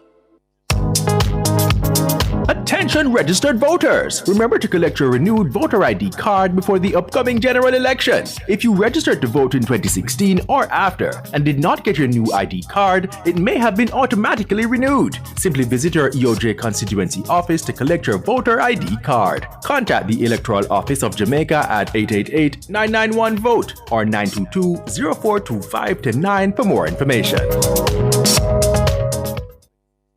Government of Jamaica is investing in a C5 center. What is happening here in terms of the cameras will be fed into our national strategic coordination of the cameras and other sensors that are deployed across Jamaica. So we're not just talking about security, we are putting it in. So all the people talking about cameras and body-worn cameras, come on man, the government knows what it is doing and we are moving with speed and alacrity to have it installed. It is in the government's interest, in your interest, that our police officers have body-worn cameras. We don't want to have cameras that we put on and then it doesn't work. It's not about cameras. It's about an ecosystem where each officer can capture the situation that confronts them and have that evidence capture stored in a retrievable way, but in a secure way that it cannot be manipulated so that it reaches evidentiary standards for court proceeding. That is what we want. And so it takes time to build out that so that it has endurance. And that is what we're doing. The proceeding was brought to you by the Office of the Prime Minister. 50 years of dreams, 50 years of finger-licking good memories, yeah. Thank you, Jamaica, for 50 years of finger-licking good memories. KFC, it's finger-licking good. Start the school year healthy and ready. Bring the kids to the nationwide 90 FM Back to School Fair for vision and dental checks, blood pressure and blood sugar tests, and even immunization support. It's peace of mind for parents and a confident start for students. Join Team Revolution on Saturday, July 26th from 10 a.m. to 6 p.m. at Harmony Beach Park, Montego Bay. Don't miss the nationwide 90 FM Back to School Fair. How certain are you that you're taking proper care of your pets? How often do you take them to the vet? Just as we need annual checkups with our doctors, most pets need regular checkups too. Owning and caring for a family pet doesn't have to be a difficult or burdensome experience. Nationwide 90 FM has an exciting feature called Pets World that will help you take better care of your pets. Join Nationwide 90 FM every Wednesday at 6:50 a.m. during the program This Morning as we take you into the do's and don'ts of caring for your pets. That's Pets World every Wednesday at 6:50 a.m. during the program This Morning on Nationwide 90 FM, a revolution in media. It's Monday, get over your blues. Or Tuesday, Wednesday, Thursday, Friday. The E-Zone is here for you. With the Stinger Honey Bee and Karim Boyatings from 3 to 5 p.m. on Nationwide 90 FM. We've got your entertainment news. Then we want to hear your views. What you said? Jump in the mix. Or the hot seat. Don't miss our brainbusters. Or the crazy giveaways. Let's talk fashion. Send us your outfit of the day. Ooh, cutesy. Very demure. Are you looking for love? Come on one of our blind dates. Send your request to ezone blinddates@gmail.com. That's ezoneblinddates@gmail.com. And stay tuned for your confessions. These are my confessions. Share them with us at ezoneconfessions@yahoo.com. I mean, is this planet Earth? Is it? I don't know. Let me check. Either way, it's got a buzz. And a bugger thing. Ow! Ow!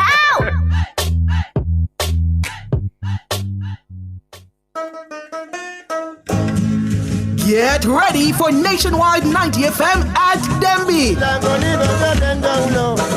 Follow the E-Zone to the Denby Agricultural Industrial Food Show on August 1 from 3 to 5 p.m. We're bringing you the vibes, the voices, and the vibrant culture of Jamaica's biggest agri-celebration.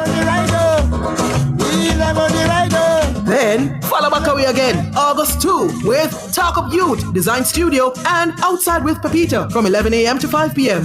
From farm to fork, youth in agriculture, and the best local produce. You'll hear it all. Keep your station locked to Nationwide 90 FM. We're bringing the Denby Agricultural Industrial Food Show to your airwaves with the E-Zone on August 1 from 3 to 5 p.m. Then Talk Up Youth, Design Studio, and Outside with Pepita on August 2 from 11 a.m. to 5 p.m. This broadcast is brought to you by the National Land Agency, the Jamaica Urban Transit Company, and the Jamaica Bauxite Mining Limited.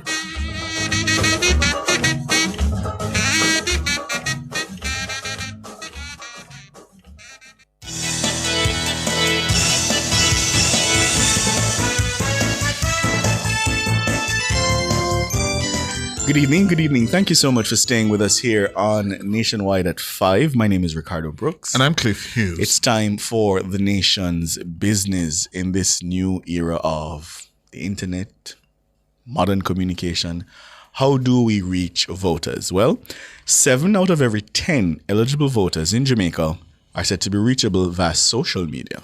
And that's according to an assessment of data by political scientist Dr. Michelle Monroe. Dr. Monroe was speaking at a recent forum on democracy in the digital age, challenges and opportunities for Jamaica's media landscape. It was hosted by the Caribbean Institute of Media and Communication at the University of the West Indies, Mona, in association with Southern Oregon University in the United States. Mahiri Stewart reports. Dr. Monroe is head of the Political Science Unit in the Department of Government at the Mona campus of the University of the West Indies. She said that as of January 2025, internet penetration has reached 83.4% of the country's population of approximately 2.84 million people. This means more than 2.37 million people have internet access. She says the wide reach enhances the influence of digital platforms in both political communications and civic participation. According to Dr. Monroe, Jamaica had approximately 1.56 million active social media users aged 18 and above. This figure represents nearly 55% of the total population and a significant 70.9% of those eligible to vote. Roughly 2.2 million Jamaicans, or just over 77%, are 18 years or older. She emphasized that in effect, 7 out of every 10 eligible voters are now reachable via social media. In a breakdown of the data, Dr. Monroe disclosed that Instagram is the most widely used social media platform in the country. It accounts for 45.65%, followed by Facebook with 21.51%, YouTube and TikTok each at 11.5%, and X, formerly Twitter, at 0.88%. The political scientist said WhatsApp remains a primary tool for political mobilization. She said it was not surprising that the majority of Jamaicans, a whopping 79.3%, access the internet using their phones. Another 18.6% used desktop computers, and 2.1% used tablet computers. Mahiri Stewart for Nationwide News. Thank you, Mahiri. And this is quite an interesting piece of research. And Dr. Monroe joins us, as well as the head of the Director of Salisis, Professor Lloyd Waller. Good evening. Good evening. Good evening. Good evening, Professor. Good evening. Good. First of all, Dr. Monroe, this is very, very useful data and information. Yes, congratulations. Thank you. But just to note that this is not my research, right? This is information that has been compiled that I've done analysis on. Oh, who did the research? This is information that has been collected by some data streams that are looking at social media access. They did across several countries, and I've utilized some of the data to think of critical points of analysis for my students. Oh, so that those people would have been at Southern Oregon University? No, they came for a forum that would have discussed social media use across different countries, looking at Jamaica, looking at US, and some comparisons. Well, let me begin, Dr. Monroe, by asking you, the theme of the forum was democracy in the digital age, challenges and opportunities for Jamaica's media landscape. What are the challenges first and then the opportunities? Well, the challenges of the digital landscape is that it creates a space that on the surface that we consider to be very democratizing, right? So you have access to social media. We consider social media a space where more and more persons have access to information and news. But as we know, or as we've discovered over time, that these digital platforms tend to work on things like algorithms, personal interests, and they kind of narrow the flow of information. There's a lot of discussion that has been had on that. But for me, more importantly, is the structural shift that digital media kind of creates, because it shifts the kind of identity that a citizen would have in terms of their ability to be politically engaged, right? You're on a platform where you're competing with personal things like taking a picture or hashtagging or tweeting, and on the same platform, you're also politically engaging. right? So there's no distinct space for political engagement, so to speak. And Professor Waller, do you get the sense that our political parties are doing the kind of data mining that would allow them to use the social media platforms to reach voters in that kind of granular way? So, for example, they know I like Harry Potter or something like that, so they push ads in that kind of way. Do you get that sense? Yes, to a certain extent, but not as aggressive, not as holistic, not as substantive as in other countries, like, for example, the United States, in Mexico, Europe, and UK in particular, because it has to do a number of things. So access is one thing, but lack of education/knowledge is also a variable that regulates or impacts on access, internet access as a variable.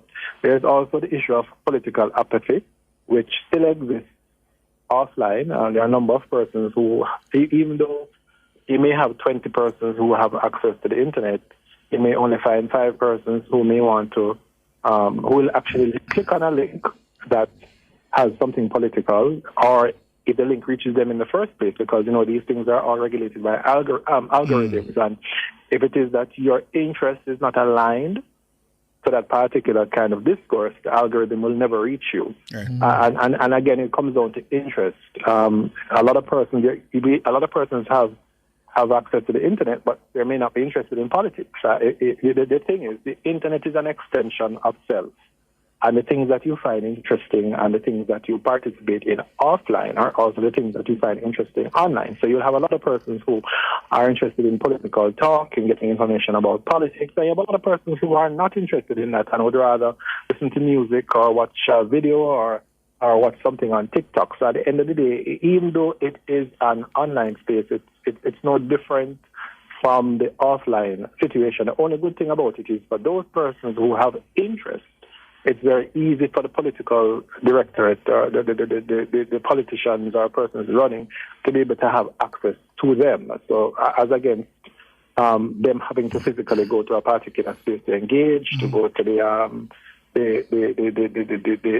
conference, to go to the little conversation, the corner conversation that they're having, they can watch it on TikTok.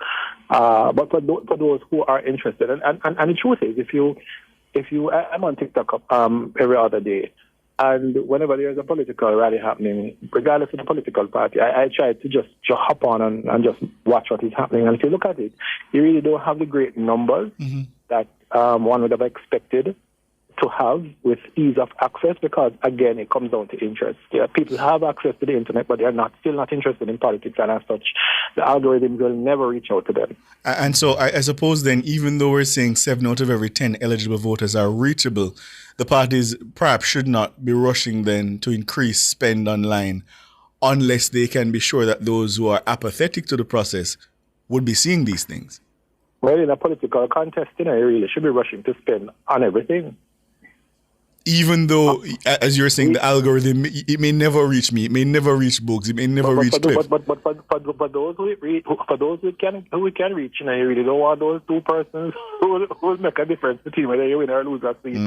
Just not get access to the information. So the truth is, we're still in a moment of brick and mortar, meaning face-to-face, hand-to-hand combat. Right. But it also occurs simultaneously with the virtual online world, and therefore any good strategists would certainly engage both spaces to be able to maximize on their engagement with the citizenry.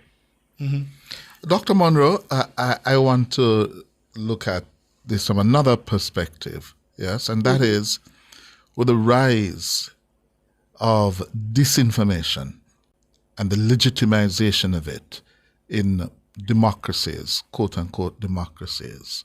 We saw that in the U.S. presidential elections.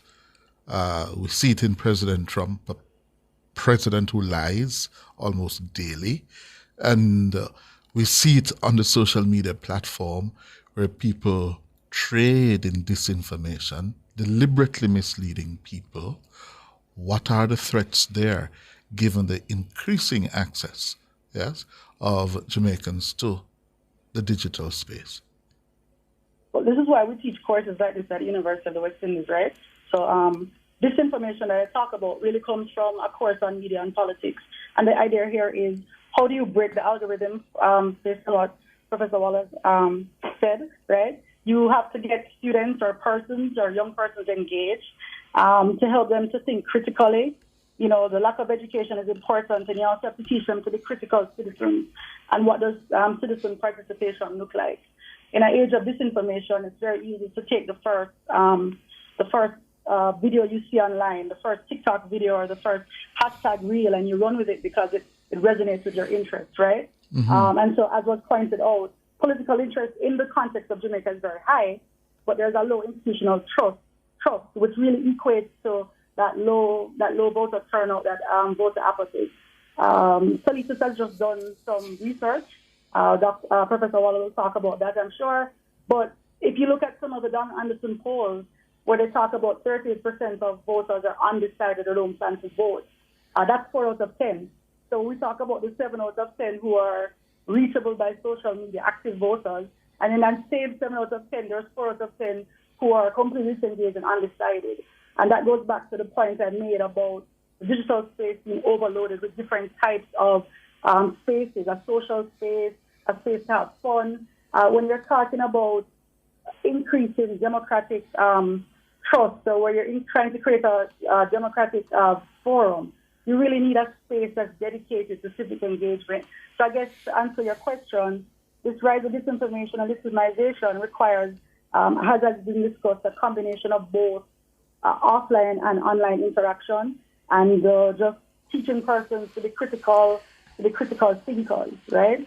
And to participate not as something that is reactive, but it's something that is more proactive. But how do we do that, Dr. Monroe, where, as you said, there's deep institutional trust? So I'm imagining the traditional gatekeepers would be who we rely on to teach that kind of civic engagement.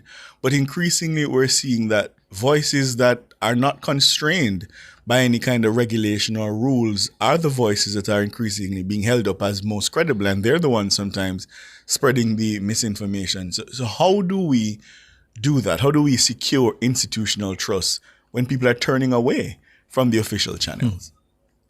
I believe, in my opinion, it would take a very concerted effort from civil society, right?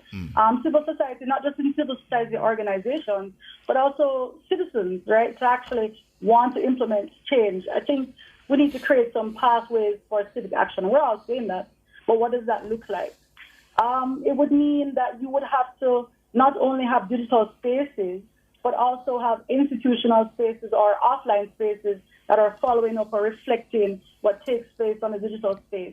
So the problem really is that we can't translate all the activism or I should say participation that we see online. We can't translate all of that into real actionable change, right?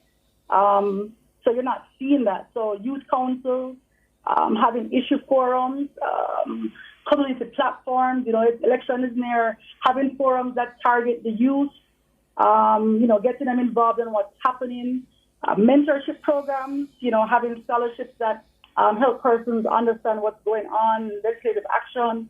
I mean, those things are really important, right? And I think some of the biggest things that would combat disinformation would be creating some kind of information loop where people can get feedback, right, on what is going on. So not just reading how many persons online agree with this or agree with that, but actually mobilizing that information and taking it into some kind of action, using it to form policy. But it does, as Professor Waller had mentioned, require offline and online participation, right? You can't solve the problem by just focusing on online because that's what's trending. You have to kind of make engagement something that takes place in the real world. Mm-hmm. And Professor Waller, in terms of the demographic groups in the country, yes, is it how are the older persons, the more mature Jamaicans faring online? Do you see them being equally represented, or it's the other way? The younger demographic groups are the ones that are really online more so. So based on data that we have, the online would start with the youth, 18 to 24, and then we move up 25 to 35, and then 36 to 46, 40 to 35, 46 to 65, and then 65, and then over 65. And as you go up the ladder, the participants are less. So it's predominantly 18 to 24, 25 to 35. And that has you're about to say? No, go ahead. And that has implications for those in the business of marketing and sales, yeah, including political marketing too. Right. Yes. And in terms of the messaging, yeah, any information in terms of, is it a 45-second, 2-minute 20, which is the ones that they really consume most? Well, the truth is, the shorter the message, in terms of reels, it's easier for them to consume that. So that's like a 30-second, 45-second, under 2 minutes. That's the usual standard that persons use in the discipline of political strategy and political marketing, because, the types of persons who they want to get the message across to, they really have a very short attention span. As a matter of fact, some studies that have been done recently have indicated that, because they can literally track and see how many minutes. If there's a 2-minute reel, how many minutes individuals, what's the average minute that persons would watch? And based on those studies, it was highlighted that the shorter the message, the better the message. But that being said, there are also outlier cases where if the message is substantive and if it is something that is of interest to people, they'll actually sit and listen to it. Like for example, when we had COVID and we had these COVID meetings that went presentations that went on for like 3 hours. Right. When you talk about the shorter the message, the better, I am thinking to myself, Professor, won't that eventually dumb down the democracy? If we start to make everything bite-sized, 30 seconds, are people going to really engage with the issues in the way that they should when they need to vote? Well, if you tell that to the people at Harvard who do the 30-second sales pitch, they'll respond and tell you that you can say everything you need to say in 30 seconds. It's an effective activity. As a matter of fact, there is a book that you can buy on Amazon that says, say everything you want to say in 30 seconds. So, and this has been in publications from the 1980s. So that is, to be quite frank, a conversation that would require some more time. There is a school of thought that says you can get everything done in 30 seconds with empirical evidence to suggest that that is the case, and you have a school of thought that talks about substantive discourses and conversation. But suffice it enough to say that both have their merits. And again, if it's a good political strategist, who is very good on communication management, can effectively communicate anything in 30 seconds. Professor Waller, put on your Broadcasting Commission hat. You're the chairman, aren't you the chairman of the Broadcasting Commission? Yes, I am. The implications of and I'm not wearing that hat on the program. I was just make a general statement. So go ahead, Cliff. Well, that's why I'm asking you to put it on, because this, as someone in this business, this has profound implications for us in terms of the future use of the spectrum versus broadband and internet. Yes, traditional systems of sending signals, one has to respond to this, because when you have 7 of every 10 eligible voters now, it means that nobody not gonna buy ad space station no more. That's one of the fallouts, the likely fallouts. And but nobody's going to buy what? I didn't hear ads that. on stations. They won't need to spend money in traditional media anymore.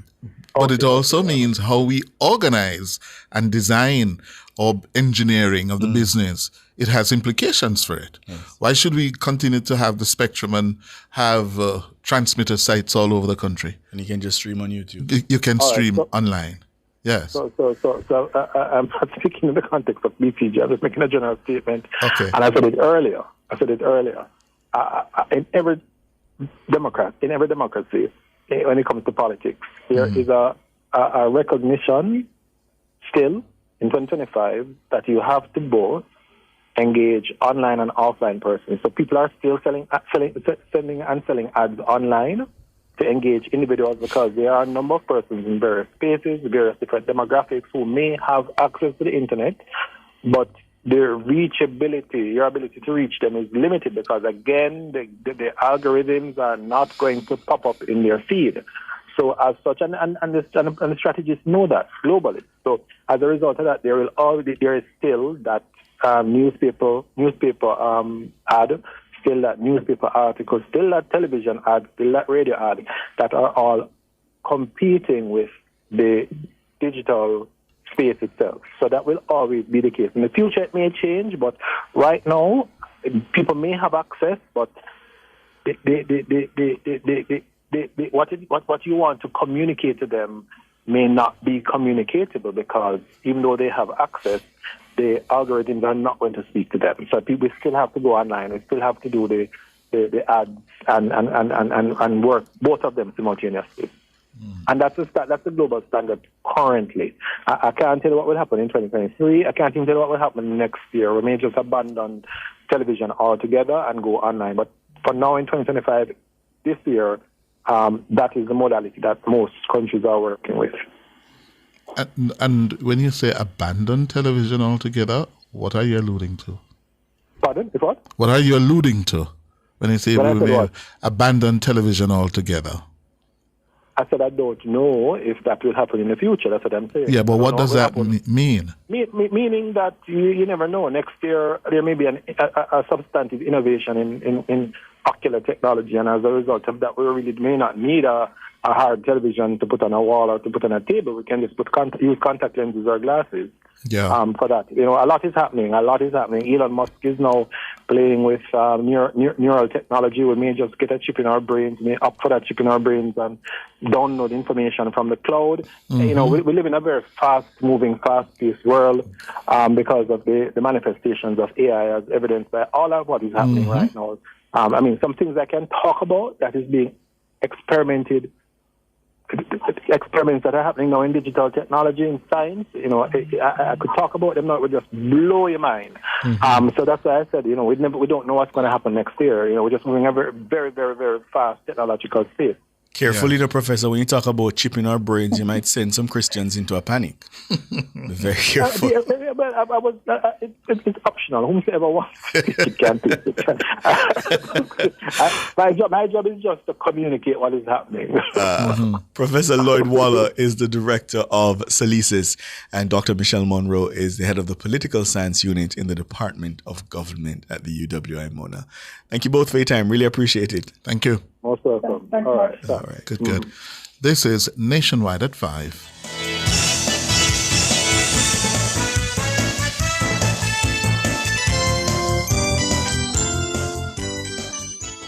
Is your money idling when it could be thriving? With CIBC Caribbean's fixed deposit offering, you can take charge of your cash. With 50,000 Jamaican to start, choose terms from 30 days to 2 years. Lock in your funds and enjoy premium rates guaranteed to grow your wealth. Whether you're eyeing short or long-term gains, our fixed deposit account puts you firmly in control of your money. Now is the time to open a CIBC fixed deposit account and start earning more today. CIBC, ambitions made real. I use the Rada app to help source my seeds and also my seedlings. Me run my farm as a business, so I use the app for weather forecast and crop planning. When we need me extension officer, we just book a visit on the app. Quick time she reach. We check pest alert every morning. Me now make her mash up my ground. Real farmers, real support, real easy. Crop Rada and farm smarter. Get the mobile app on Android and iOS. 50 years of dreams. 50 years of finger-licking good memories, yeah. Thank you, Jamaica, for 50 years of finger-licking good memories. KFC, it's finger-licking good. Back to school doesn't have to break the bank. Swap instead of shop. Join Nationwide 90 FM at our Back to School Fair on Saturday, July 26 from 10 a.m. to 6 p.m. at Harmony Beach Park in the western city of Montego Bay. Bring those books your kids no longer need and swap them for ones they do. Plus, enjoy fun activities, entertainment, and meet your favorite nationwide personalities. It's all happening in St. James on Saturday, July 26th from 10 a.m. to 6 p.m. at Harmony Beach Park. See you there.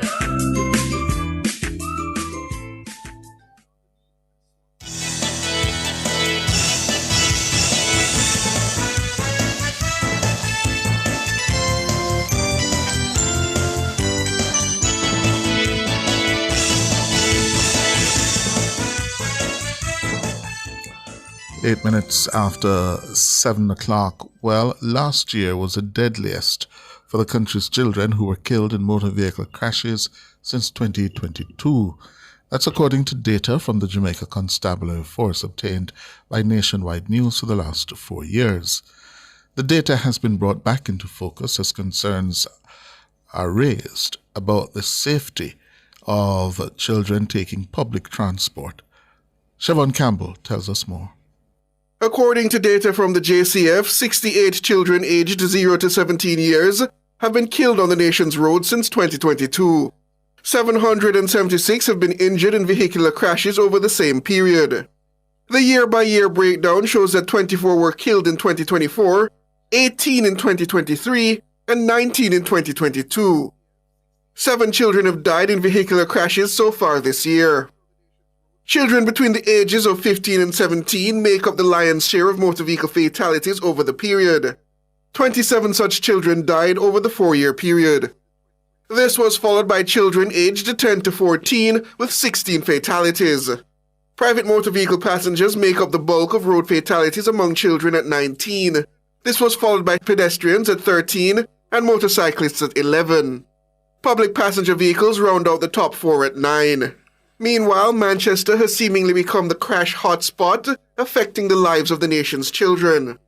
349 children have been killed or injured in motor vehicle crashes in the parish from 2022 to date. This is more than 3 times higher than the next most troubled parish of Portland. 90 children were killed or injured in crashes in that parish for the period. Westmoreland is third with 71. Siobhan Campbell for Nationwide News. Thank you, Siobhan.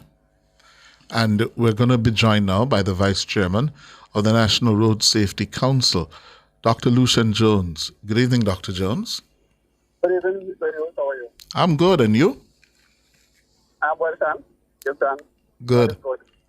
Well, this debate over the rural school bus system and issues now focusing on child fatalities on Jamaican roads over the last 4 years. First of all, do these numbers suggest anything that is abnormal or what?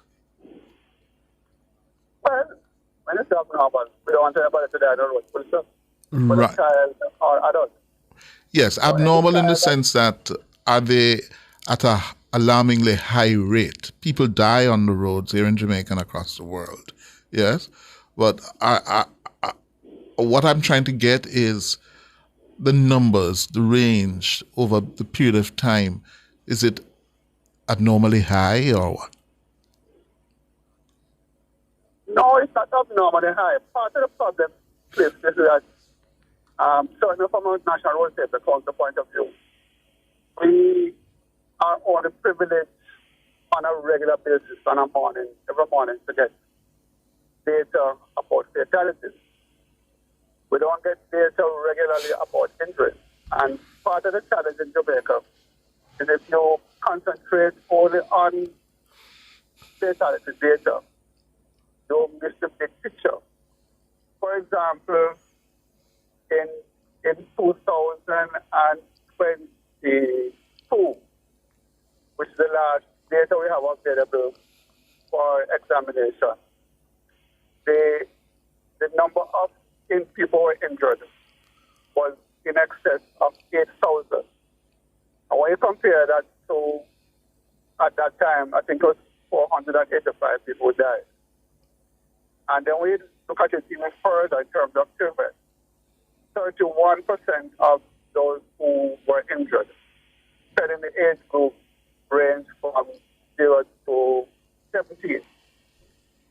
it means that even though we are not seeing a dramatic amount of children who are dying on the road, if you follow the pattern which is developing in the injury section, you'll find that if you're not careful, you're going to have a lot of children dying in due course if you don't put in the necessary measures. So from that point of view, it's important for us to keep a focus on not only fatalities as important as this, but also for injuries, to get a trend and a pattern which is developing. And if you will, what are some of those necessary measures that we will have to implement, if not being implemented now? Well, I had occasion to speak about this after the 5 persons were killed on the road in Ceylon a couple of days ago. And the main problem we have on the road is speeding. And the big elephant in the room is how to effectively put in place sanctions. And so that when people go on the road, they make sure that they don't dare to speed. And there are a couple of things that we need to put in place to increase the efficiency to make sure it's working. We desperately need cameras that can detect speeding and to send tickets electronically. We need the merit point system to be fixed properly. We need something called measure average speed over distance. For example, if you put a camera at the start of the West Highway and one at the end, you can check people's speed by knowing the time that it takes to travel between point A and point B. And you can know what the average speed is, and if they ever arrive at an earlier time, they know that they've exceeded. So there are important issues that we need to put in place. And one more thing which is getting international attention now is the whole matter of intelligent speed assistance, otherwise known as governance. And that is attracting a lot of attention because in many countries they're able to help people to reduce speed. Yeah. And Dr. Jones, as you see it, would a dedicated rural school bus system assist the problem? Dr. Jones? We lost him? We're talking to Dr. Lucian Jones. He's the vice chairman of the National Road Safety Council. This matter of deaths on our roads and our children, how to safely transport them on the nation's roads. You've been hearing the debates, listeners. The government says this school bus system is the best bet at this time, a system that has been talked about for years, piloted, scrapped because of cost. The Holness administration to spend just over $1 billion on 110 retrofitted buses from the United States to transport children. It's now become a political hot button issue because the opposition says really 110 old bus and the Jamaican children deserve better. They want to subsidize, they say, bus and minibus and taxi operators to transport children. Details on that not quite clear. Dr. Jones? Yeah, I'm back. Sorry about that. I'm traveling on this. Okay. Where I'm is very tricky interpreter. Understood. So my question was before we lost you. Obviously, there's a lot of debate now about a rural bus program. And I'm asking whether you think that would assist what we're seeing in terms of the numbers of fatalities with our children. Well, not only fatalities, in terms of injuries. One of the things that we see regularly, personally, and people tell you about, is the number of children who are packed into taxis and minibuses. And if you watch them, and I use the word advisedly, you watch children being discarded, 12, 14, or from a taxi, and some of them in the back of a taxi in the trunk. That is madness. So any system which can help us to reduce the number of children who are illegally being transported in taxis, for the most part, not so much the minibus, that's normally legal. But the big issue is how do you rescue children from being transported by taxi? Dr. Jones? No. Children, Any kind of system which helps to alleviate that is something we should all support. Yeah. Dr. Jones, can you hear me? Yeah, man, I can hear. Okay. Right. So any kind of system you say that would transport them safely, we'd support. The current situation that you talked about with the children being herded into the backs of these cars, is that just a problem of vigilance on the part of law enforcement to ensure that a stop is brought to it? Well, that's a big issue. But I mean, the police will tell you that they can. The governor's police will never record it. I have thousands of taxis across the entire Jamaica. I don't think we can argue that police are effective to stop for the taxi drivers. They can try as much as they can. But you're talking about literally thousands of taxis daily transporting children and adults across the country. And being packed in narcotics. So if you can put in a system that can help to rescue children from that kind of behavior, kudos to them. And this message of road safety, from as a little boy growing up, I've been hearing it. You've put up the stark statistics across the country. I think the only thing left now is probably graphic images of the mangled vehicles. I think that's probably only public education part I haven't seen yet. But at times it almost feels like it's not resonating. Why is that? Well, two things. One is political will, the other one is societal concern, and the third one is systematic. So let me deal with the systematic thing. Across the world, what is making a difference now is something called safety systems. Is something called what? Safety systems approach to road safety. Check systems? Making sure that you have I'm sorry, Dr. Jones, you said a check system? safe system. Safe system, okay. Yeah, safe system. Mm-hmm. So you make sure you have safe speed. You make sure you have safe roads. Make sure you have safe road users. Make sure you have safe vehicles. And you make sure you have an efficient post-crash system.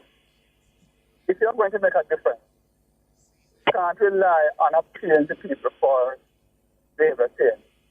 You have to ensure that people don't speed. We spoke about sanctions already.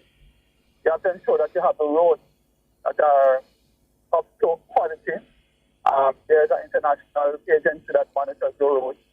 Tells you that you have a star quality based on WHO expectations from 1 to 5. They mandate from WHO that all roads in the country to be at least a star 3. They can tell you which roads are bad. The cost of the funds, so the cost of money to upgrade your transportation system or transport system or road system to a high star quality. So there are things that you can put in place. The question all is that governments have many things to do. Road safety is one of them. And their focus sometimes is other than road safety. And civil society, their focus is also other than road safety. So we are the ones at the National Road Safety Fund and other agencies who are placing a focus on road safety. But the entire country has to mobilize. In the same way that the country is mobilized to reduce crime by 40% or 50%. You have to have the same political situation in road safety also. Mm-hmm. All right. Dr. Lucian Jones is the Vice Chairman of the National Road Safety Council. Thank you so much for your time. Thank you, Dr. Jones. Yeah, thanks a lot. Yeah.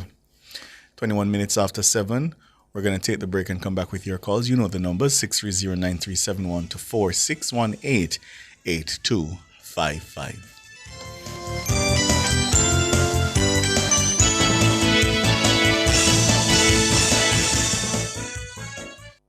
You have to win? Then just bet. Bet on the game, no stress, no sweat. And win big in the Wanna Bet Just Bet promotion. Spend $1,500 or more on one Just Bet ticket and complete the entry form at promotions.supremegames.com for your chance to win. Third place gets Beats by Dre. Second place gets an iPhone 15 and AirPods Pro. And first place gets a 65-inch TV and a soundbar. Promotion runs May 16 to July 20, 2025. Grand draw July 25, 2025. Authorized under Section 58. Of the Betting, Gaming and Lotteries Act.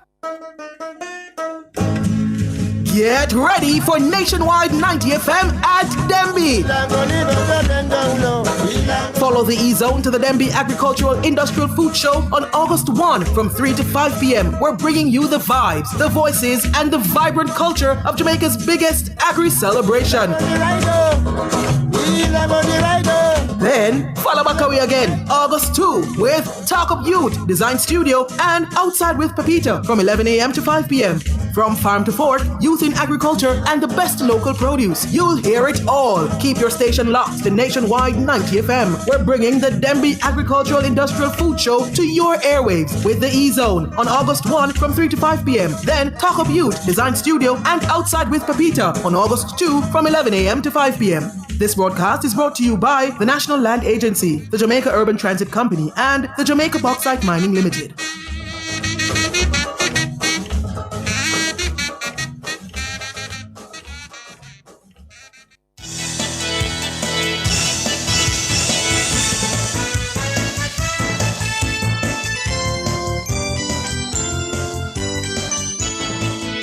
Three minutes after 7 o'clock. We go up until 8. We'll begin with your calls now. Omalu, good evening. Good evening, Cliff. Good evening, Ricardo. Hello, Omalu. Good evening. You know, Cliff, most time you have some sailing companies, yeah? And there's a lot of book out there on sailing companies. And most of the time when people would go in and examine the company, it's because of the culture while they are sailing. And just changes in the culture, how they behave and stuff like this and operate, the whole business turnaround. You know, looking at this bus system, because I don't really just look at cost and all that, the rest of things that most of these people are talking about. I am looking at the cultural change that this system is going to bring to our future generation. When these kids grow up in the society, the changes, the implementation of this bus services is going to bring to them. You have to get up and make sure that you're ready, you're on time. Jamaica have a sense that Jamaica time is different from other people's time. You have a next thing where we have to orderly when we are inside the bus and how we operate and carry ourselves and stuff like this. This is not like we board in the taxis and stuff like this. So our whole behavioral patterns are changing, and these things will complement our society later on. We must not just look at some of these things that are talking about in the political atmosphere, but also look on the broader issue of how these things are going to affect our society in the proper and right way. And these are the things that I have acknowledged in what Andrew Holness is doing. When it comes down to how the police deal with the citizens of Jamaica, the trust that the younger generation have in the police to go to the police and report things now. These are the people that are going to grow up, and that generation in Jamaica will be a turning point. There will going to be a turning point when the older folks that maybe never used to trust the police as much as they are now doing, it's going to be a difference within our society. When you look at all the institutions that serve Jamaica people, and I will say, I will put up the tax office at Constant Spring against any bank in Jamaica that serves a large portion of people based on the service that they go there and get. These are the things, the cultural changes that are happening. When you look at Jamaica, Jamaica is much cleaner than it was before. We are better. We are not there. We are fully not there. But little by little, if you examine the cultural changes, the behavioral changes that are happening within our society. Listen, almost every day I used to hear all different type of things, and the news, people are saying the news is getting boring. So these are the things that we are examining, the cultural changes that are being made. And without culture, when you look at winning society, most winning society, they have the culture that comes behind it to win. Mm-hmm. I think we must really take a look at this, and I will suggest something before I go. I think the Ministry of Education, and I'm putting it out there, and Mr. Owen, let's jump on it. The Ministry of Education with the University of West Indies, I would like for them to do a pilot program to play some, some music where they call it coffee house music, where you have this slow music, jazz, sticky feeling. I want them to play some of these music inside these buses, these school buses. In the morning when they occupy the kids' time, and in the evening when they occupy the kids' time coming up. All right, Omalo. 630-9371-2461-88255. Richie. Yes, Africa. Good evening, Cliff. Good evening, Richie. I think earlier you said you're going to have an interview with Mr. Phillips. And let me tell you, Mr.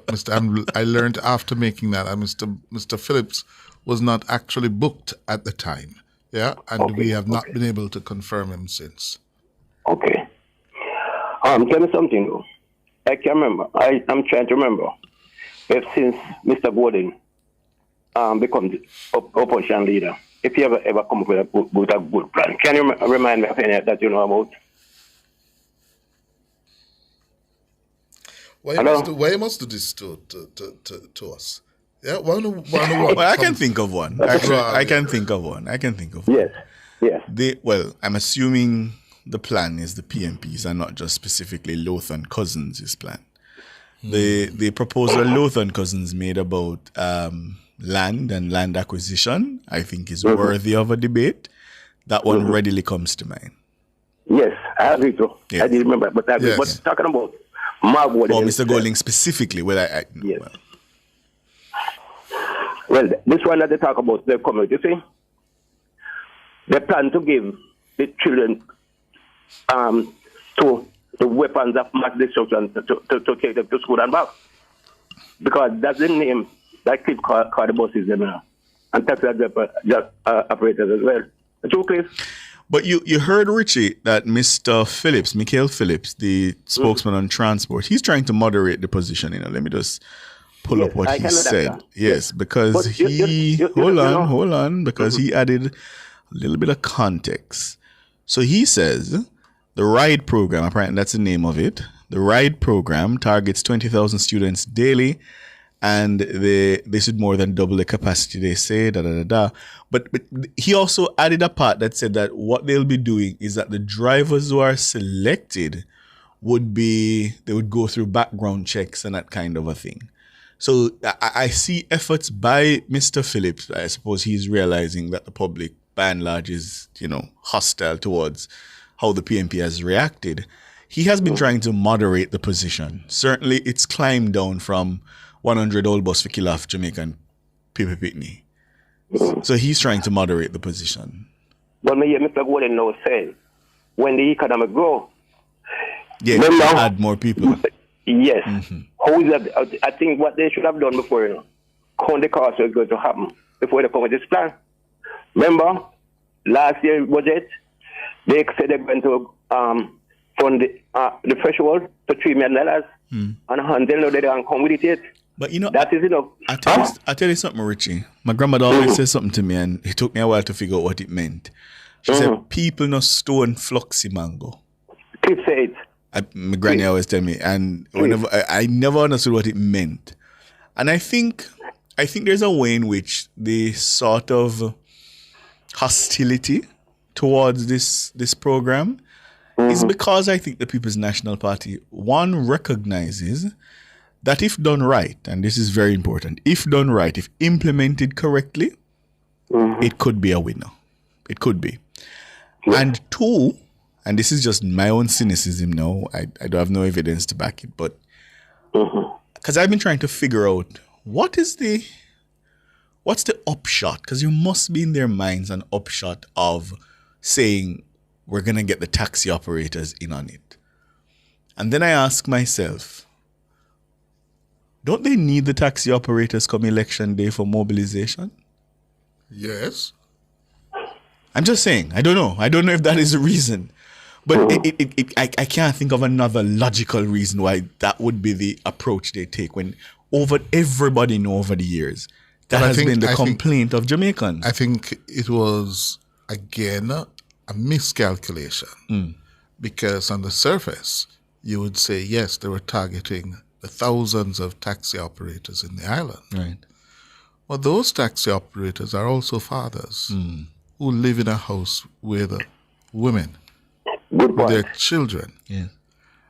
And a lot of those taxi operators, they will tell you as well, that they are embarrassed by the reckless behavior and conduct of their colleagues. So it doesn't necessarily follow that you try to curry favor with them. That is going to, You may well be right, Cliff, but I couldn't think of another logical. I understand. Another logical explanation. So that's what I've settled on. Mm-hmm. I listen, Mario.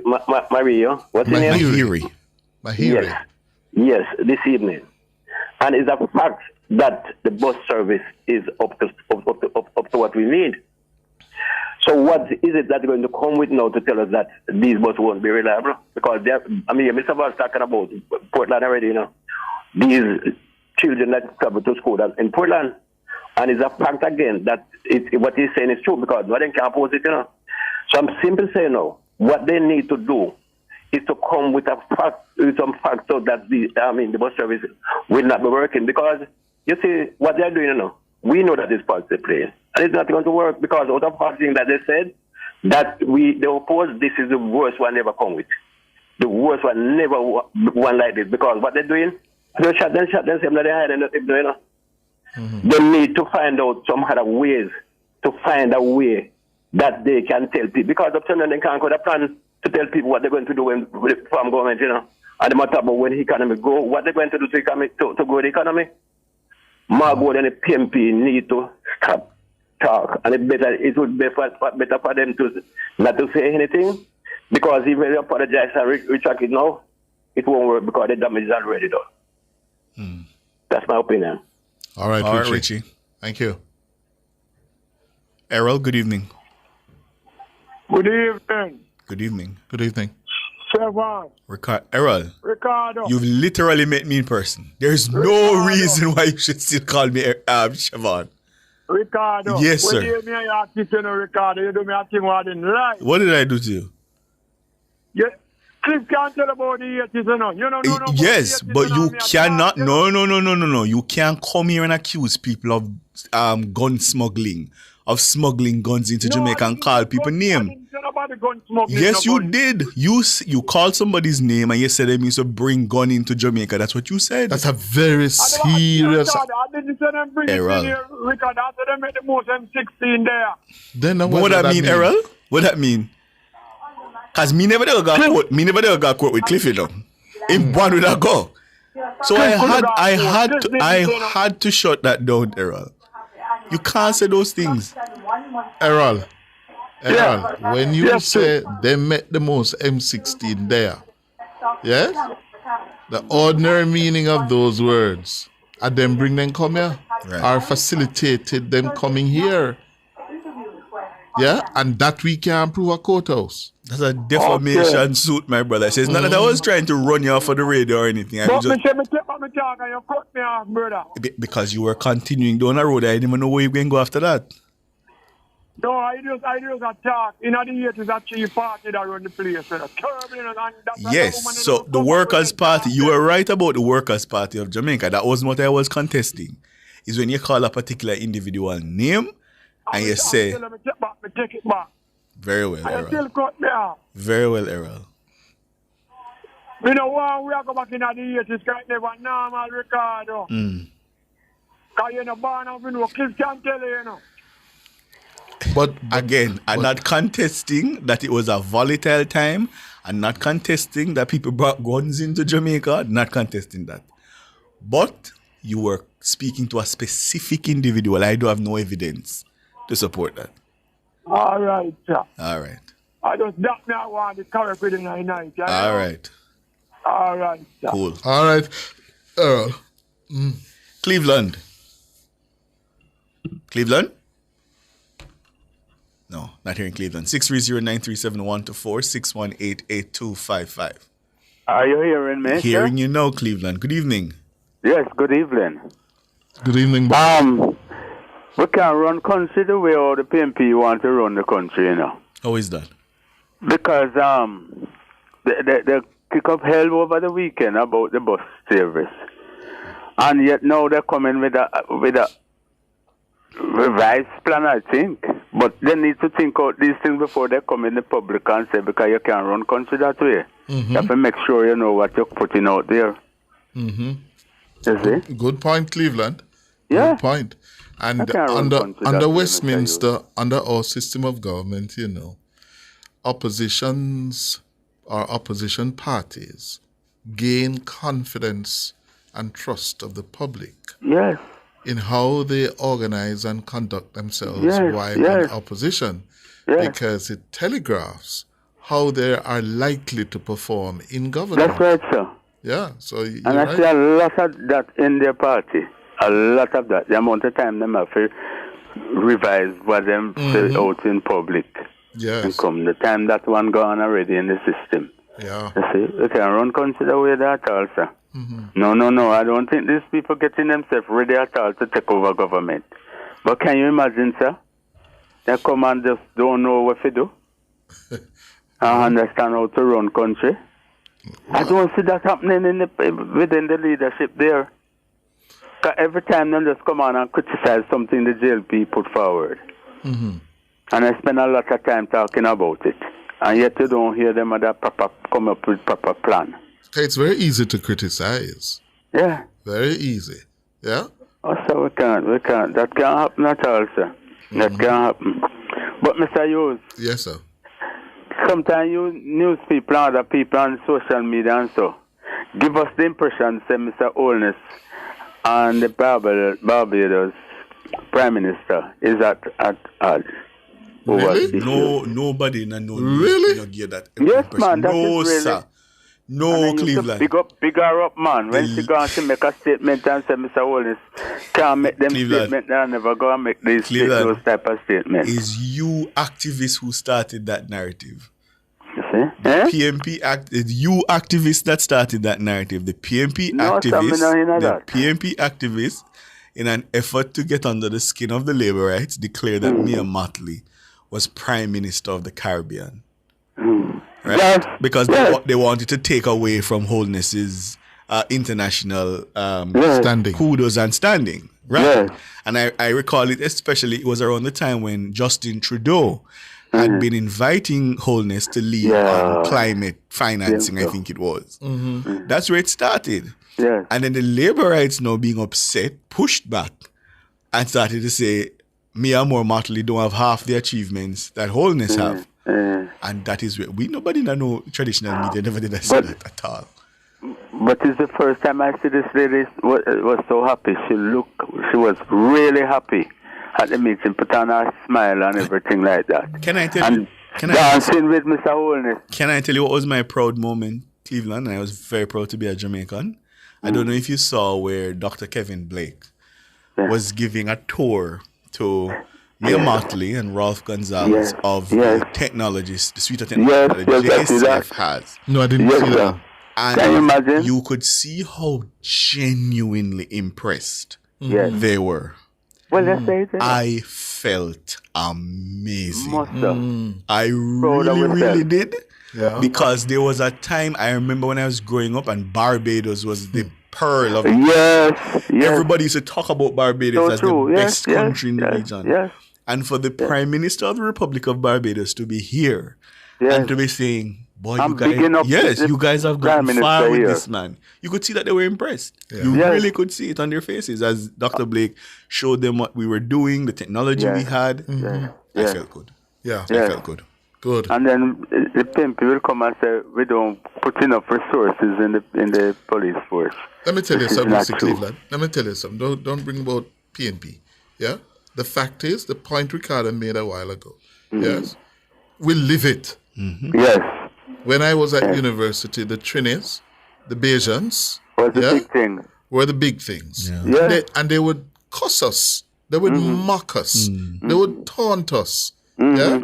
And say, listen, you Jamaicans, you can't, what's the price of your dollar? Right. Yes. It's true. It's true.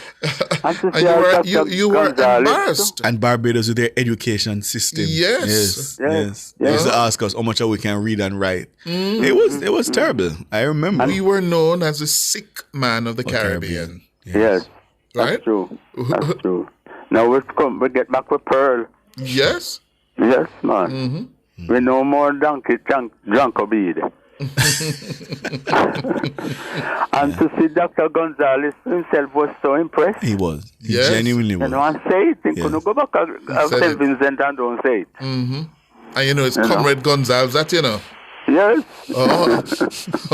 And Comrade Mia Motley. Indeed. Yes. One more thing before I go. You know, I listen to good on radio station, and I love good conversation. And this morning, on the big show, with Tanya and George and who's the other one always there? Sandra. But actually they're interviewing some small business people. And I love to hear those stories. But the thing that really gets to me, most of them start the business since this government come in. Oh, I wonder why. I wonder if it's the Prime Minister sort of, you know. I didn't hear No, the discussion. it's true. Yeah, campaign Cleveland. You got. Yes, most of them where I hear them interview start business since the JLP come in, young people, and I think that something is very special about it. I mean, anecdotally, a lot more young people are seeming more confident in striking out in entrepreneurship. I think I can say that, especially people my age, they seem more confident. Yeah. Yes. Me afraid, but there are people who have the appetite and they are doing it. Yeah. I know. Take care of All right. So Cleveland, before you leave me, I'd look up your side there. We all right, man. We all right. Message today, Miss Jonah pressure on man. Jonah pressure on integrity and Jonah pressure on. Huh? Jonah pressure on. No, sir. Me don't know if it. You know me, no, sir. But I really love to say and ask her what in the PMP impressed her, what attract her to the PMP. The way she was their enemy. She was their enemy. I don't understand it. I don't know I can understand it. But I don't say her come by me. Okay. You see? Well, I soon have a poster war. Yes. When I tear down like each other's posters. But I don't think And it's the a one fine of the thing that to the here, green candidate up. because the candidate don't have to tell nobody to go cut down poster, you know. Some people check it up on themselves and do it. I don't think the candidate have anything to do with it. Yeah. All right, Cleveland. Wait, she Mexico and she will get what she forget when election time come. Oh, I see. Oh. All right then. All right. So Joan Gordon Webley would have 1980, 89, 2007. Did she run again in 11? I know she was in East Rural St. Andrew, my constituency for the JLP in 07. Did she run again in 2011? I'm trying to remember. By then she was in the PNP. I think she went to the PNP after 2011. I'm not recalling now. I'm not recalling. Yes, I think so because... But she has won only one election. That was 1980. Yes.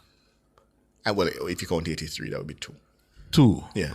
Yeah, contested elections. Yeah. Only one. 1980. She has lost, since then, every contested election that she has been involved in. She's the one Crawford referred to as a solid waste of time.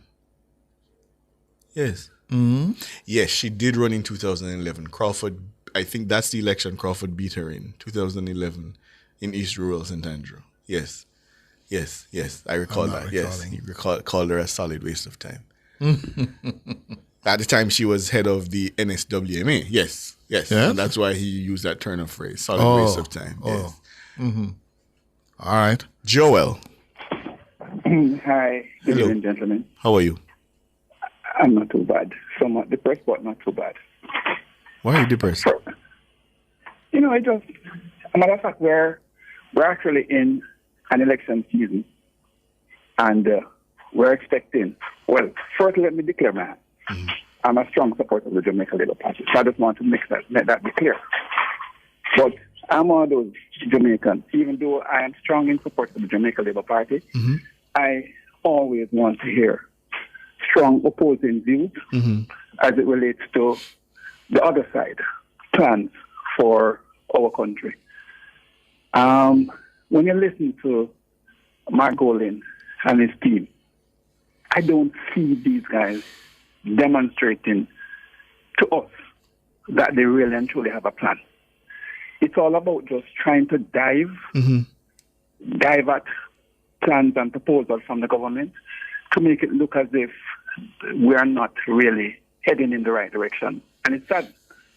I have watched visitors come here to our island and heaping a high level of praises even on our security forces.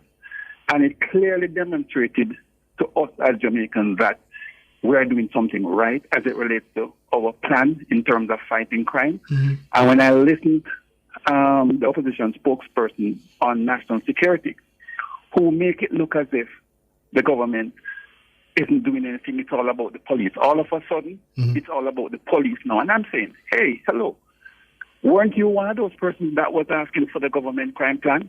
Now that it is working, and we see where the crime rate are trending down, you're now saying, oh, let's stop asking the crime plan. You don't notice that? Nobody now asks the crime plan anymore. Yes, exactly. But we Jamaicans still remember that was one of the conversations being had. What about the crime plan? Now that the crime is actually trending in the right direction, these people stop talking about crime, and you see what them start run down now, Cliff? The bus. and let me share something with you, Cliff. Last week, Tuesday, I live in Kingston, but last week, Tuesday, I went into St. Mary, and I stopped at the St. Mary Technical. Is that the name of that school? In Highgate? That's cool. I stopped at the gate, and I was actually speaking with a vendor. A poor box drove up, and the driver came out. And to my surprise, the man opened the trunk of the car, Cliff. And in that trunk, 5 students opted out. And this is the prescription that Mark Golding is prescribing. To take our tax dollars and put into unsurety. And I'm saying, is this man sensible? Is this man real and truly sensible? That is how our students are being transported to and from school. Because these taxi men, if they do carry them, they want the car to be totally overloaded so that they can actually make a profit. Yeah. And know there's a the schoolers them pay less. Yes. And which tells you that they have not really thought it through. They haven't planned it. They haven't researched it, and they're making policy on a hoof. Yeah, they're winging it, as I said yesterday. That's what they're doing. But Peter Bunting, he first started it. This is a man that wants to represent a rural constituency. You know, really understand and see what is happening even in that section of Manchester. You know, look and see how these students are being transported to and from school. And then you are now saying then that the buses are all buses. No, man, it's sad, man, and I hope Jamaicans are real and truly listening, you know. But before I go though, Cliff, I want to ask a question, another big question. What percentage of our money that we deposited into the various financial institutions, let us say the regulated banks, what percentage of those monies are insured? Let's say I put in $1 million into the bank. What percentage of my $1 million is actually insured? I don't know. I know there is the Jamaica Deposit Incorporated Deposit, JDIC. They do insure a portion of your savings. Yes, up to Not a certain 100%. amount. No. Okay, cool. So if I happen to find myself with $18 million, then don't it would serve me best to do like what my granny said? Don't put all your eggs in one basket and try and find 18 different banks or 18 different accounts. So at least you spread there the will be a risk. higher percentage You spread the risk. recovery. Yes, you spread the risk, as they would say. Exactly. So I started this conversation with you guys. Sorry to use that term, let's say, guys. You gentlemen. I started this conversation because too many people are of the belief because any one person might have 18 or 19 different accounts. It means then that you are corrupt. I have not heard anybody try to explain spreading the risk of not having all your eggs in one basket. Then I remember said that Granny the tell me.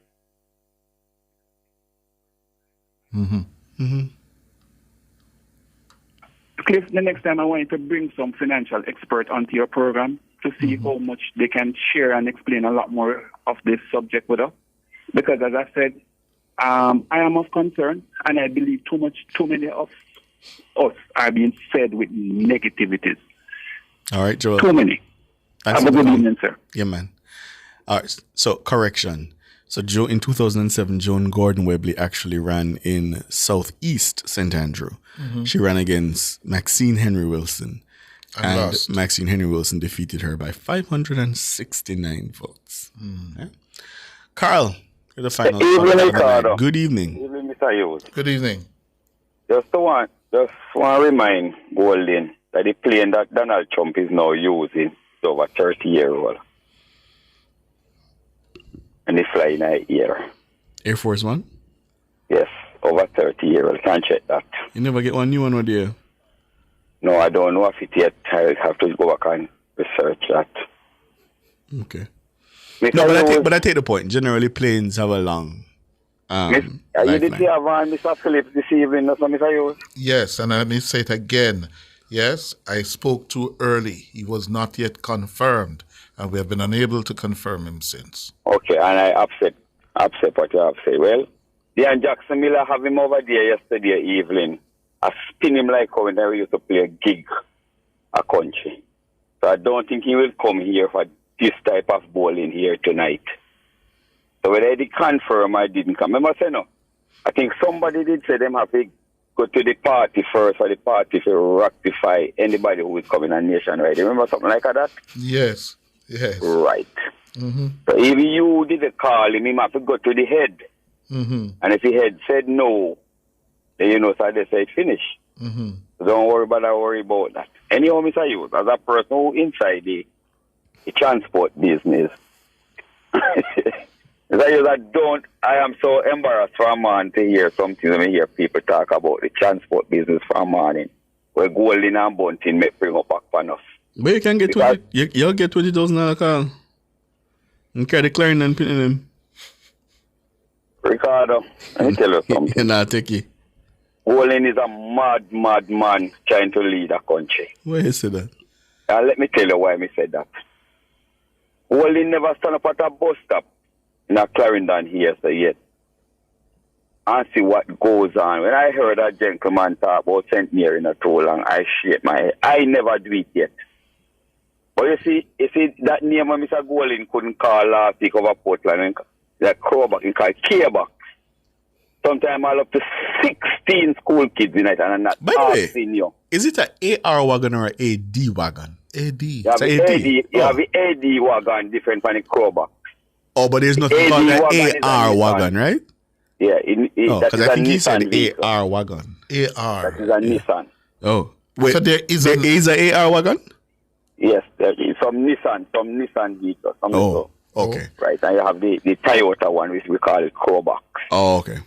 You see that chunk there, sir, Ricardo? When time, Ricardo, and to be very honest to you, you see sometimes when it's cool, when the time I come up if it's cool, call, it parents them have no choice more than to fling the kids every night like when they show meat in a trunk of a car. So here in Golden come with that stupidness. And then Bunting come back again. But you know, expect no better for all Bunting. I don't think Bunting, different from when time Bunting did have a register child at school. I don't think no one went to parents' teachers. I don't think Golden ever drive or Bunting ever drive them kids to school. Most likely is a chauffeur. So them not see what happened on the road at daytime. And anyhow, before me left that one, coming out the time finished. Is that foolishness again with Golden talk of Portland? But he might take out the shingle out of sea and go dump in some place and build up 500 houses. Unless when them river decide to take back its own course. He might use the chain when they use in constituency to say he can back up the people and chain them up like where slavery people them used to do. Goodbye, Carl. Goodbye. Ah, dear. All right, that's where we're going to leave it. Yeah. Thanks to all our... This country is very unserious. Very unserious people, you know. That word rankles me whenever I hear it, but unserious. We are unserious. Where we get that from? Unserious. Very unserious. It's an American word. Yes. But people just have promised things left, right, and center books. No, Fido.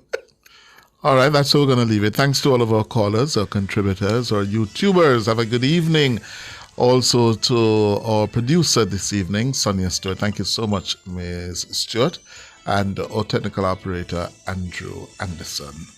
To the members of the news and production team, led by our editor, Cara Powell. Thank you all so much. We're going to say it for tonight. Yeah? I'm Cliff Hughes. Ricardo Brooks. Reminding you, take care of your loved one and look out for your neighbor. Good night. Good night.